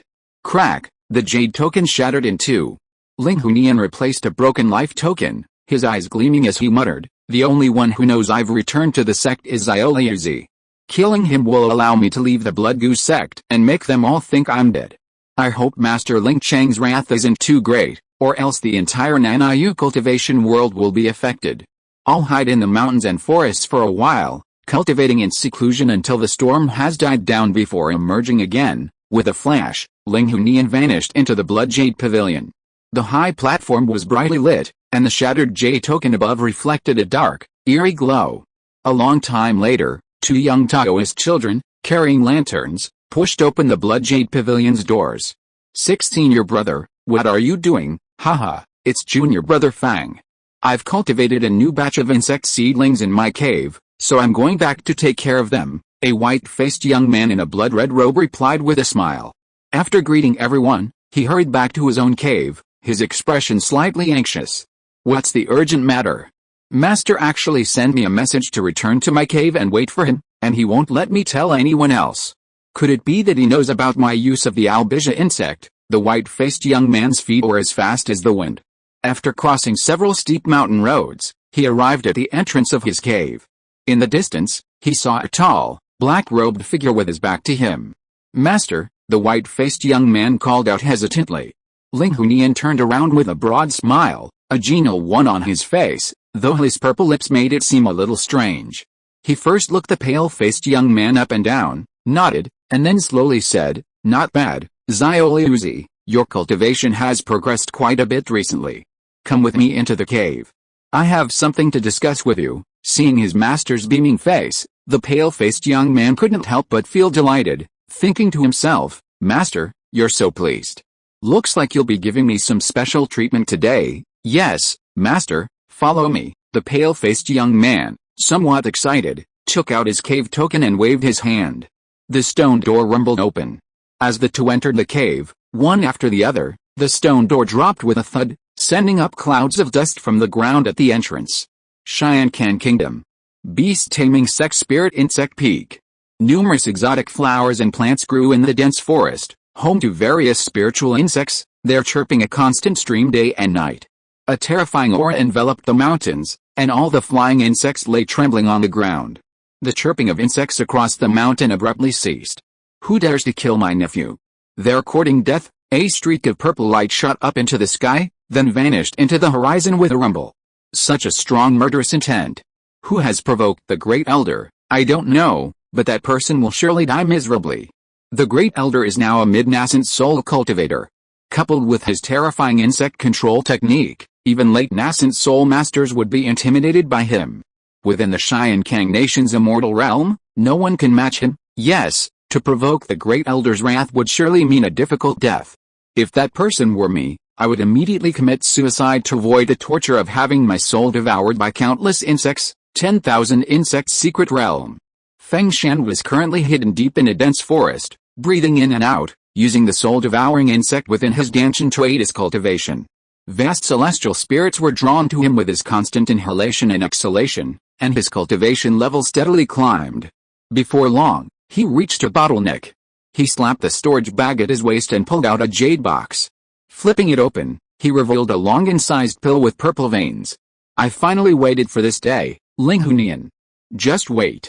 Sooner or later, I'll kill you to avenge my parents." He raised his head and swallowed the Foundation Establishment pill in one gulp. Feng Shan felt a powerful warm current erupt within his dantian. He hurriedly manipulated the soul-devouring insect to channel his spiritual energy, practicing the exercises over and over again. A hazy white mist filled his dantian, and the vortex grew larger and faster. At its very center, the spiritual energy gradually transformed from gaseous to liquid, and a drop of liquid spiritual energy slowly formed. The formation of this droplet of liquid seemed to trigger a chain reaction, as more mist-like spiritual energy swirled into the spiritual liquid, and the droplet grew larger and larger. At a certain moment, all the mist vanished, revealing a ball of spiritual energy. Feng Shan opened his eyes, a glint of light flashing in them, and his aura underwent a drastic change. "I finally succeeded in building my foundation." Feng Shan was overjoyed. He examined his internal condition, his expression slightly grim, but the sense of urgency within him had inexplicably eased. This body is riddled with holes. Reaching the initial stages of foundation building is already its limit. Fortunately, the Insectoist Jade Book contains the cultivation method for the body of 10,000 insects, sealing the border. Now that I've successfully established my foundation, I can begin practicing it. From now on, I, Feng Shan, will likely lose my human form, and even my human nature. But revenge is worth it. As he pondered this, a golden light appeared before him. Crack, crack, crack, a few crisp sounds echoed, and the golden light devoured 4 or 5 golden-toothed ladybugs in quick succession. This is Chapter 171, Death Knell. Feng Shan's eyes widened, his breathing gradually became heavier, his heart could not help but bang bang bang beating wildly. He was ecstatic in his heart. "Oh my god, I have just established my foundation, and I need to practice the body of 10,000 insects sealing the border." But I actually encountered the ancient strange insect robbery beetle in the Insectoist Jade Book of Inheritance. It's incredible, thinking back to all the things he had experienced before. Now the bitterness has finally come to an end. Feng Shan's emotions suddenly got out of control, his nose felt sore and he could not help but shed 2 lines of hot tears. He knelt on the ground and bowed earnestly towards the west. "Dad and Mom, thank you for your blessings in heaven. Your son will definitely avenge you this time." After 3 kowtows, Feng Shan stood up, his eyes showing determination. He slapped the storage bag and took out a sharp knife, chanting a strange spell. Normal insect controlling secrets are incapable of controlling the robbery beetle. The only way to control it is to refine it into the core of the myriad insect-sealing body, integrating one's own spirit within it. This process, however, requires enduring extreme pain and ultimately transforming into a monstrous form, neither human nor ghost. Feng Shan calmly plunged the sharp knife into his chest. His fingers flashed, unleashing several spells emitting a black aura. His face paled instantly. He then produced a long straw-like object and thrust it forcefully through the wound, piercing directly through his heart. The intense pain nearly drove him insane. Feng Shan clenched his teeth, leaning forward, and with his fervent blood, he drew a series of bizarre blood-red formations on the ground. The soul curse is released. Use my heart and blood as a guide, the mind control formation as a guide, and my body as fodder for the insects. 10,000 insects will be bound. Ignite my blood and fire. Amidst the strange incantation, he stepped into the formation. Blood began to flow from his 7 orifices, gurgling onto the ground. Unaffected by the terrain, this blood strangely formed intricate and profound patterns. Not far away, a golden beetle had just finished devouring a golden-toothed ladybug. Its tiny green eyes seemed drawn to the scent of blood, and, disregarding the other ladybugs, it flew directly into the formation. Sizzle, sizzle, sizzle, the golden beetle crouched over Feng Shan's motionless body, gnawing at his flesh. After a few breaths, his right arm vanished. Feng Shan's face showed no sign of pain. A strange smile played on his lips, and the light in his eyes gradually faded. The bloody light on the ground grew increasingly intense. Threads of green soul emerged from the formation, merging into a mass. Slowly, enveloped in the bloody light, they merged with a golden beetle. The beetle devoured it with relish, its once golden shell stained with a faint, eerie hue of blood. Su Poman stood atop a precipice, his gaze piercing through the layers of barriers to see the glow emanating from the entrance to the secret realm. It's been less than 10 days, and the entrance to the secret realm is already open. It seems it has something to do with those 3 high-ranking cultivators from earlier. Since the spiritual essence within the secret realm has been completely plundered, it's time for me to leave. From the man's tone, it sounds like his uncle is a great elder of the beast-taming sect. Don't just go after the younger ones, it's endless. I'll leave first to avoid unnecessary trouble. With his arms spread wide, Su Poman soared into the air, heading towards the entrance. A number of scattered cultivators had already gathered on the road leading to the entrance, seemingly planning to leave early. At the entrance, the formation had been activated for a long time. Su Poman landed on the ground and, without hesitation, stepped directly into it. His vision blurred, and after a moment of dizziness, he emerged into the passageway outside the secret realm. A crash. An icy blue figure emerged from the pool, shrieking and leaping towards him with a gust of fishy air. Su Poman's eyes flashed red, and he instantly shot out 2 fiery red beams. Swish. The sky centipede was pierced by the red light in midair, instantly killed, its body tumbling and twisting, as if struggling for life. Sure enough, a centipede is still alive even after death. Su Poman sighed softly. Activating his spiritual vision, his gaze penetrated the sky centipede's body, locating a bead of concentrated energy at the center of its abdomen. With a giant hand formed from a biological force field, he reached out and snatched out a nice blue bead. Ding. Energy detected. Convert to energy points. Convert. Converted. Converted. You've earned 2,000 energy points. Su Poman paused, then exclaimed in amazement, wow, how many spiritual creatures has this giant centipede eaten to possess so much energy? Dong dong. A series of deafening bell sounds echoed from the nearby mountains. Su Poman activated his supervision, peering through layers of rock to see what was happening within the Blood Goose sect. Within the Blood Jade Pavilion, 2 horrified children spread the news of the sect master and 2 other elders' deaths. The elders and disciples within the sect were immediately in an uproar. Leaderless, they scrambled for resources, engaging in fierce battles and infighting. The Blood Goose sect is about to be in chaos. Haha, that's all for the best. A demonic sect is destroyed, so be it. However, now is not the time to show up. Slip away, let's slip away, let's hide our achievements and fame. Su Poman raised his head to the sky, and slowly began to levitate, rising higher and higher until he reached the clouds. Finally, he spread his arms and disappeared in a wave of sound. Pu State, Dengfang Prefecture. A terrifying pressure enveloped Lingayen Peak, home to the giant whale gang. Long Keiji's face was as pale as paper, pinned to the ground by the pressure, unable to move. Tick, a drop of sweat dripped from his nose and hit the floor. Atop a high seat sat an old man with black hair. His eyes were sinister, like a venomous snake or beast waiting to devour. How did Mengshan and Zhaigong die? A bunch of mortals like you, even with some skill, can never kill an immortal cultivator, Ning Xianhong said in a hoarse voice. Ning Xianhong had been cultivating within the Ghost Spirit Sect's inner sect for some time, intending to consolidate his cultivation and quickly complete several sect missions to advance to the position of elder. However, despite repeated attempts to wait for Mengshan and Zhaigong to return, he was furious, believing they had forgotten their mission, so he personally traveled to Pu State to investigate. While seemingly unimportant, the outcome nearly pissed him off. His own Kangliang Hall had been annihilated, its territory divided up by the other four major sects. Upon forced questioning, he discovered the instigator of all this was the giant whale gang. Long Keiji felt a chill in his heart, a wave of panic. The elder before him was a powerful cultivator, and facing one, he couldn't muster the slightest desire to resist. Sir, the cause of death of the two immortal masters you mentioned earlier had nothing to do with my giant whale gang. They argued over a magical herb and fought fiercely. The scene was truly horrifying, Long Keiji replied respectfully.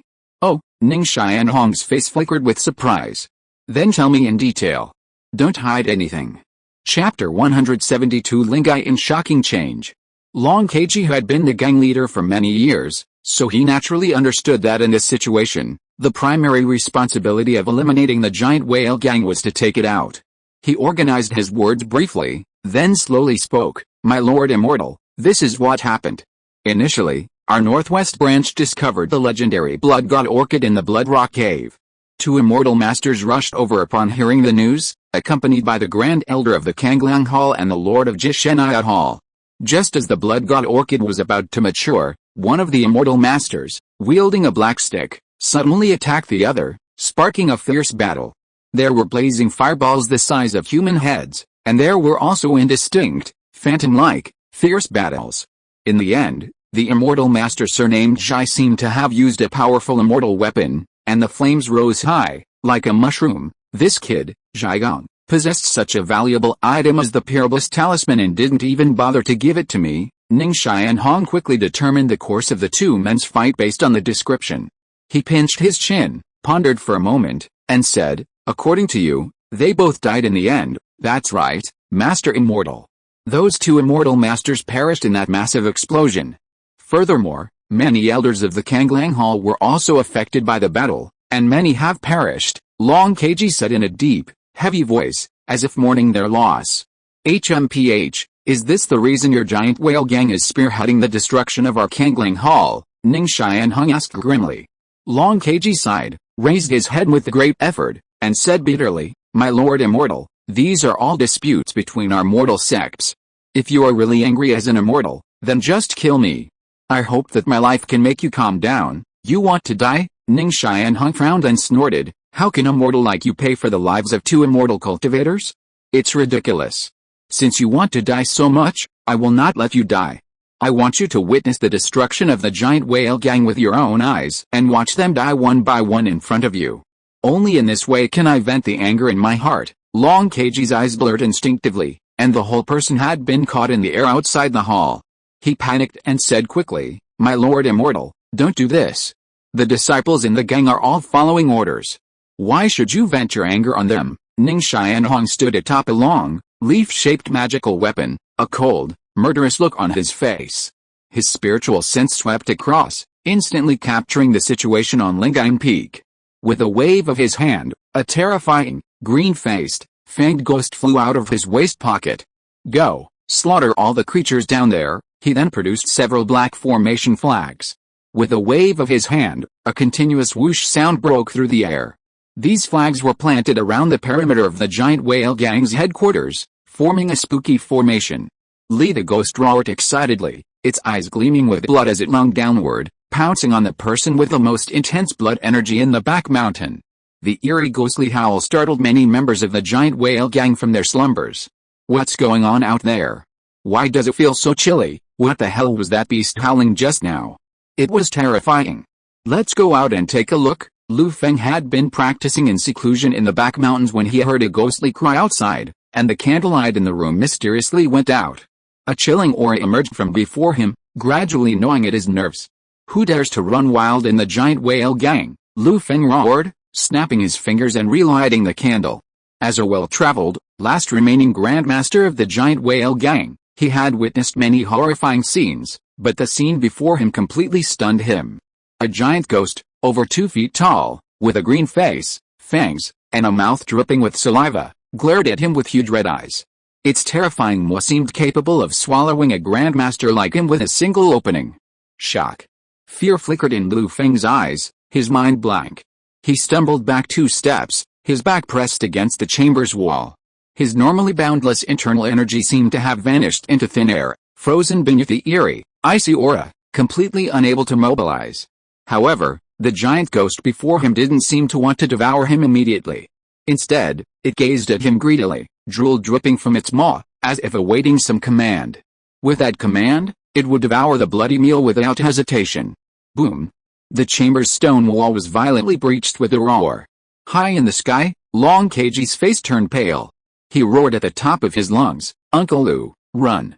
That's a demonic ghost controlled by an immortal cultivator." Upon hearing this, Lu Feng quickly looked up. In the bright moonlight, he saw Long Keiji, grabbed by the scruff of the neck in midair, and then saw the black-haired old man standing on the magic weapon. His heart sank. Ning Xianhong glanced at the magic formula in his hand and flexed it. The giant ghost below flashed red in its eyes and immediately lunged forward. The ghost's shrill howl and the gusts of cold wind seemed to freeze Lu Feng's internal energy. "Hey!" Lu Feng roared, his energy and blood surging. His entire body soared to a height of 10 feet, his muscles bulging as if cast from steel. "I am a dignified martial arts master. I am not one to submit to slaughter." As if due to the surge of energy and blood, Lu Feng felt his internal energy loosen from its stagnation. He flexed his body, his feet moving in unison, performing a supremely skillful light skill, before launching a series of fierce palm strikes. Giant waves, a hint of mockery lingered in the giant ghost's eyes. Its body vanished like a phantom, and the next moment, it appeared directly behind Lu Feng.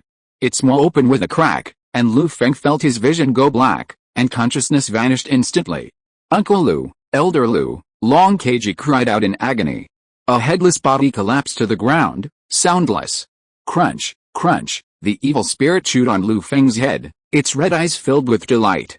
With a powerful claw, it shoved the now spurting corpse back into its mouth, sending a stream of blood oozing from the edges. At the giant whale gang's headquarters, everyone noticed the changes taking place around them. A black ore-emitting formation had trapped 3 peaks, preventing anyone from leaving. The other 2 peaks were spared from witnessing the evil spirit's devouring. However, the elders residing on Lingayan Peak rushed out upon hearing the noise, only to witness Grandmaster Lu being devoured by the evil spirit. The bloody and brutal scene sent a chill down the spines of many of the older elders, and they were filled with fear. Many of the timid deacons and disciples were so frightened that their faces turned pale and they collapsed to the ground, unable to move. Some, even worse, had a foul odor emanating from their crotches. What should I do? How could my giant whale gang attract such a monster? It's over, it's over. My life is over. I can't even escape. I just feel sorry for my newborn grandson. Mom, I don't want to die. Brother Lee, I haven't married yet, and I don't want to die even more. I should have listened to you and gone to that Chung Sianglao to have fun. Now I haven't even tasted a woman before I die. It's already this time, and you still have this idea? Let's see if you can escape first. Escape? Brother Lee, please drag me away. My legs are weak. I can't even stand up. Chapter 173, Evil Ghost Devouring People. On Lingayan Peak, cries and shouts filled the air, and most of the elders, over 70 years old, wore expressions of despair. A chilling wind blew, and the eerie chewing sounds of giant ghosts echoed throughout the area. They could even faintly hear Elder Lu's bones being crunched. On Kaianho Peak, all the disciples of the Qinglong Hall emerged, bewildered by the formation that surrounded them, like a canopy. Upon hearing the cries from Lingayan Peak, they were even more shocked. What happened in Lingayan Peak? I seemed to hear a roar that was not like a human voice, and then everyone was crying out the name of Elder Lu. Could it be that other sects are attacking? Not really. Look at the black walls around here. They don't look like mortal means at all. What you mean is, some immortal cultivators came to seek revenge. Alice, it is very likely because of the last incident at the Northwest Branch. Senior Brother Kong, didn't Hallmaster Su kill those two people?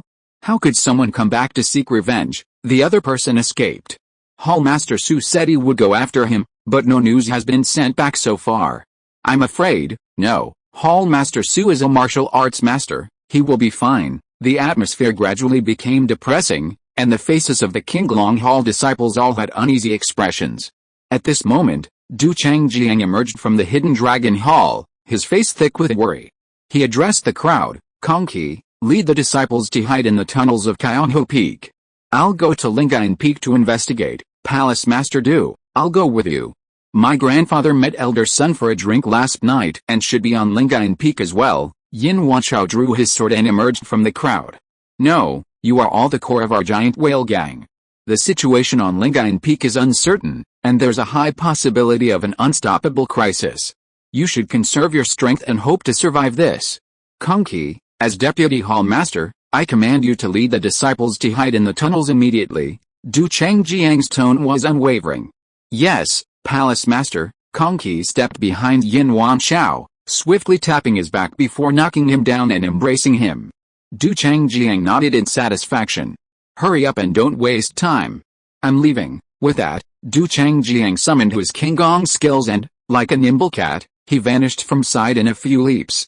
Brothers, follow me, Kongqi called out to the others, leading the way into the jungle behind Qianlong Hall. Here, he exerted force and turned a boulder beneath a pine tree. With a rumble, a bottomless stone tunnel appeared. Yaner lit a tinderbox and ignited the surrounding torches, and everyone rushed in. Seeing everyone inside, Kongqi gently placed the unconscious Yin Wanchao beside Yaner and said calmly, Junior Sister K, please take care of Junior Brother Yin first. I'll go to Lingain Peak to check. Senior Brother Kong. Before he could finish his words, Kongqi had already swooped out, leaving no chance for anyone to stop him. The tunnel closed again with a gentle rumble. Kongqi breathed in the cool night breeze, sighed inexplicably, and muttered to himself, I'm afraid I can't escape this disaster. With that, he leaped, performing a light martial arts exercise and soaring towards Lingain Peak. Shortly after Kongqi left, the tunnel's traps opened again, and the disciples of the Azure Dragon Hall, using their skills, sprinted towards Lingain Peak. Knowing there's a tiger in the mountain, they chose to go there. Most of them knew there was a 99% chance they would lose their lives, but the giant whale gang provided them with the best resources, teaching them to read and write from a young age. Masters taught them martial arts step by step, starting with the basics of horse stance. These people became like family to them.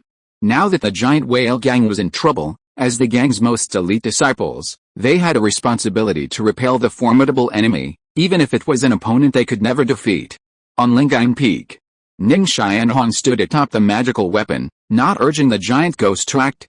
He knew that only this deepening fear could truly penetrate the heart and ingrain itself. Killing them all at once would be too easy for them, and would not quench his rage. After devouring Lu Feng's corpse, the giant ghost set its sights on another third-rank warrior, a man with vigorous vitality. It seemed to be playing cat and mouse, its blood-red eyes fixed on the man intently, blood and saliva dripping from the corners of its mouth. Oh no! It set its sights on me. Sun Dinglu felt a chill run down his spine, as if he were being watched by a natural enemy. The internal energy in his Danshin could not be mobilized, and his physical strength slowly drained away under the intimidating gaze. Elder Sun. Run! Long Keiji's eyes filled with tears. He could not even move, and could only cry out in pain. Wei Wuji sensed something was amiss with Sun Dinglu beside him and quickly pushed him with his internal energy, calling out anxiously, Old Sun, run. It's targeting you. Sun Dinglu's face grimaced. He glanced back at the vast, earth-shattering formation, then fiercely mobilized his ki and blood, barely fending off the encroaching gloom. He channeled his internal energy and charged towards the barrier emanating billowing black energy. I hope I can carve a path through it with my life. The figure moved with swiftness, seemingly consuming ki and internal energy. Amidst the stunned gazes, they crashed into the eerie black barrier. Ning Xianhong let out a sardonic smile.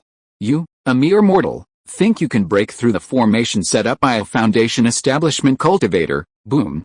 As Sun Dinglu collided with a barrier, He felt an even stronger force rebounding towards him, accompanied by a vast cloud of black energy enveloping his head. Ah! Sun Dinglu cried out miserably, his body hurled backwards by the immense force. Wei Wuji, sensing the dire situation, leaped forward and caught Sun Dinglu. He found Sun Dinglu's eyes tightly shut, his face a dark blue, a cloud of black air shrouding his head. His breath was fading, even his heartbeat gradually fading. Old Sun, what's wrong with you? Wei Wuji hurriedly pulled out a bottle of elixirs for internal injuries and stuffed them into Sun Dinglu's mouth, but the effect was minimal. Sun Dinglu remained in critical condition, his life force steadily fading. Old Sun, Wei Wuji called out twice more. Noticing the body and his arms growing cold, he raised his head, glared at Ning Xianhong in midair, and roared, "We're all going to die anyway, so I'll fight you." Fight! Fight! Another sword-bearing elder roared in unison. He stood up, drew his longsword, and hurled it with all his might at the midair Ning Xianhong. Swish! The longsword pierced the air, arriving in front of Ning Xianhong in a flash. Hope suddenly flared in everyone's hearts, their hearts yearning for the strike to work. Ning Xianhong smiled coldly, extended his finger, and flicked it lightly. The longsword instantly shattered into pieces. Then, with a fierce flick of his sleeve, the shards of metal transformed into streaks of cold light and swirled back. Swish, swish, swish, the elder who had thrown the sword shuddered, and then, as if undergoing the torture of slow slicing, his clothes burst apart, and flesh and blood fell off with a crashing sound. White bones were exposed on his arms, thighs, and even his chest. With an expression of disbelief on his face, he suddenly fell back and died. Elder Yang, many people covered their faces with their hands, unable to bear the sight. Wei Wuji's face paled, but he remained fearless. He thrust his right palm into the air, and a huge, earth-yellow palm shadow emerged from his body. "Haha, another one who's not sure of his own life," Ning Xianhong sneered. He was about to order the giant ghost to devour Wei Wuji, but at that moment, his face darkened as he noticed a gaping hole in the previously sealed Yinchi confinement array. "Where did you come from, you old bastard? How dare you come to your Grandpa Su's territory and kill people?" A clear voice seemed to come from all around, echoing throughout Lingang Peak. Chapter 174, Killing the Evil Cultivator. "Who dares to play tricks in front of me?" Ning Xianhong's face turned cold, and his spiritual sense instantly swept out. Then, a shadow slowly emerged from behind Ning Xianhong.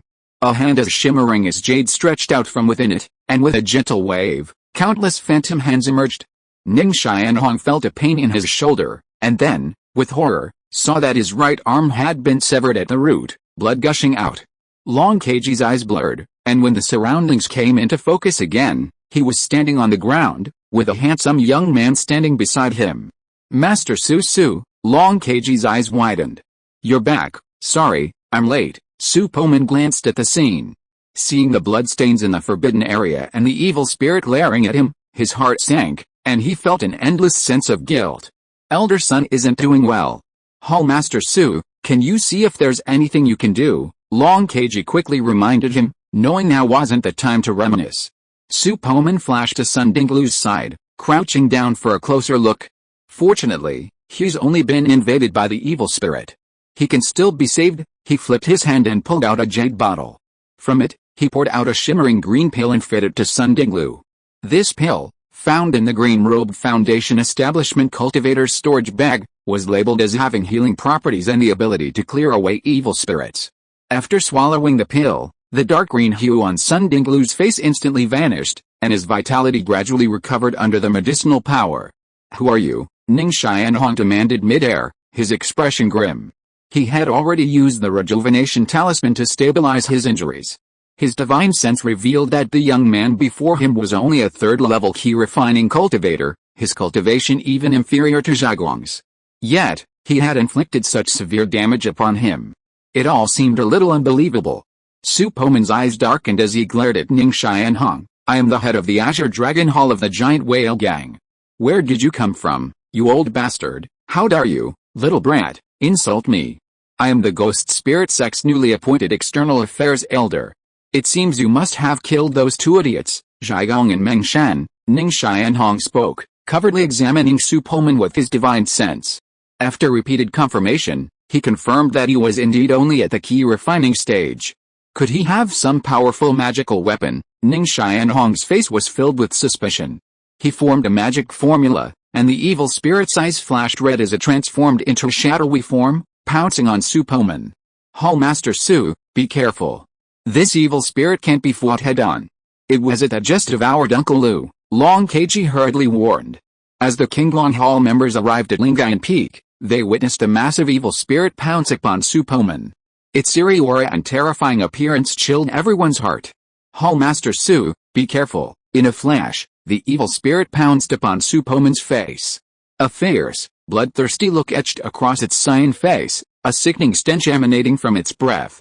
Su Poman's expression shifted slightly, and he opened his mouth, releasing a fiery red sword beam. A clear, penetrating sword chant echoed through the heavens and earth. The slender, fiery red blade, its imposing hilt, pierced the evil spirit's body with a dazzling red light. Cry! The evil spirit howled, its body dissolving into smoke in a burst of fiery red light. Sword cultivator, Ning Xianhong was stunned, then his eyes lit up, and he spoke, "That's a magical flying sword. No wonder it could have injured me so severely. You, a mere cultivator in the key refining stage, possess a magical flying sword? What a waste. How many times can you control it with your meager spiritual power? Why don't you give it to me? Ha ha ha, I've come to the right place this time to stumble upon such a great opportunity." He swallowed, slapped his storage bag with his remaining left hand, and pulled out a massive banner. He was about to chant an incantation or do something when he realized, with horror, that Su Poman had vanished from his consciousness. Then, the wind and clouds surged in the sky, and Ning Xianhong seemed to see a massive, sky-shattering hand descend from the heavens, swirling the clouds into the shape of 5 fingers. Ah! What kind of magic is this? Ning Xianhong's eyes widened, staring intently at the 5 fingers that resembled a divine palm. The terror of death instantly erupted within him. He slapped his storage bag and pulled out a pitch-black round bead. Countless faces of the dead floated on its surface, emanating a terrifying malevolent aura. Shaoyuanzu, block it! The pitch-black bead suddenly erupted into a puff of black smoke, forming a vast protective shield that protected Ning Xianhong. A sneer of contempt echoed from high above. A firefly's light dares to compete with the bright moon? Die! The cloud-shrouded, transparent giant hand seemingly grasped lightly, but the smoke-shrouded shield was instantly shattered like foam. Ning Xianhong, terrified, swiftly controlled his magical instrument to escape the palm's reach. HMPH, trying to escape? Too late. 2 giant fingers gently pinched Ning Xianhong, their immense force immobilizing him. A slight sway sent a leaf-shaped magical instrument beneath his feet careening into the air. Let me go! Ning Xianhong screamed in agony, attempting every spell but unable to escape. He felt the force at his waist gradually intensify, death slowly approaching. For the first time in his entire cultivation, Ning Xianhong felt death so close, as if it were right before his eyes. His eyes widened, his mouth opening and closing like a choking fish. Mercy, mercy! The threat of death stripped him of the demeanor of a Foundation establishment expert, and he couldn't help but cry out for mercy. But the massive fingers remained unmoved, increasing their force. Slowly, Ning Xianhong's waist deformed drastically. He howled in agony, repeatedly slapping the giant fingers with his hands. Blood gushed from his mouth and nose. Finally, unable to bear the excruciating pain, he instinctively used his teeth. Unfortunately, the 5 fingers formed by the bio-force field were as hard as celestial iron. No matter how hard he slapped or bit, he couldn't budge them even a bit. The force continued to increase at a steady pace. Ning Xianhong's agonized cries remained on Lingayan Peak. The giant whale gang stared at Ning Xianhong in midair with a shared hatred. They felt no pity, but instead a sense of vengeance. Crack! Ning Xianhong's spine was crushed inch by inch. His eyes bulged out, blood pouring from all 7 orifices. However, the immense vitality of a Foundation establishment cultivator prevented him from dying. Ho ha ho ha! Kill me now! Between the giant fingers, Ning Xianhong's body drooped strangely, his waist a bloody mess, with only a small portion of crushed flesh connecting the 2 halves. Alright, then, I'll grant your wish. Su Poman hovered high in the air and clenched his hand, and the transparent giant palm below instantly closed. Puff! A burst of blood rained from the sky. Elder Lu, Elder Yang, rest in peace. Chapter 175 Return to Su Mansion. The evil cultivator is finally dead. That's great, Elder Lu and Elder Yang have been avenged, well done. This evil cultivator was so cruel, allowing demons to devour people, he is simply unforgivable. It's a good thing that Hall Master Su has returned, otherwise, our giant whale gang would be finished. Yes, Hall Master Su is too strong, he must have become an immortal cultivator. I'm so envious, I wish I could be an immortal cultivator also. The magic of that giant palm just now is so powerful, I felt like I was facing the might of heaven when I saw it. I wonder what realm Hall Master Su has reached now. Su Poman looked down at the entire Lingain Peak in mid-air, with mixed feelings in his heart. He sighed slightly, and his figure disappeared above the clouds. When he appeared again, he was already standing in the sect hall on Lingain Peak. Everyone, I'm late. I feel incredibly guilty for allowing the giant whale gang to suffer such a terrible loss, Su Poman said in a low voice. His gaze fixed on Elder Lu Feng's collapsed retreat, his heart sinking. The excitement of his return had completely vanished. Wei Wuji approached, patted his shoulder, and soothed him. Master Su, don't blame yourself too much. If you hadn't arrived in time, all of us here, including the disciples from the other two peaks, would have perished at the hands of that demon. After all, you saved us all. Su Poman silently shook his head. With a wave of his hand, he gathered the scattered flesh and blood of Elder Yang and slowly carried it to the center of the square. Master Su, Master, at this moment, the disciples of the Azure Dragon Hall stepped forward and saluted him. Long Keiji slowly approached him and asked respectfully, Master Su, what are your plans for your return? I previously joined a Nanyu sect dedicated to cultivating immortals. Now that I've returned, I intend to bring back a group of disciples with aptitude for spiritual roots to cultivate in the immortal way, Su Poman said slowly. With these words, most of the people in the room erupted in excitement, their eyes filled with longing. Even Long Keiji's expression shifted slightly. So, you're going to take some of my giant whale gang disciples with you to cultivate immortality? Long Keiji's eyes gleamed. As the leader of a gang, he naturally hoped to advance his power. If they had the opportunity to learn about immortal cultivation, they would have the chance to become immortals themselves, and even the opportunity to ascend to higher realms.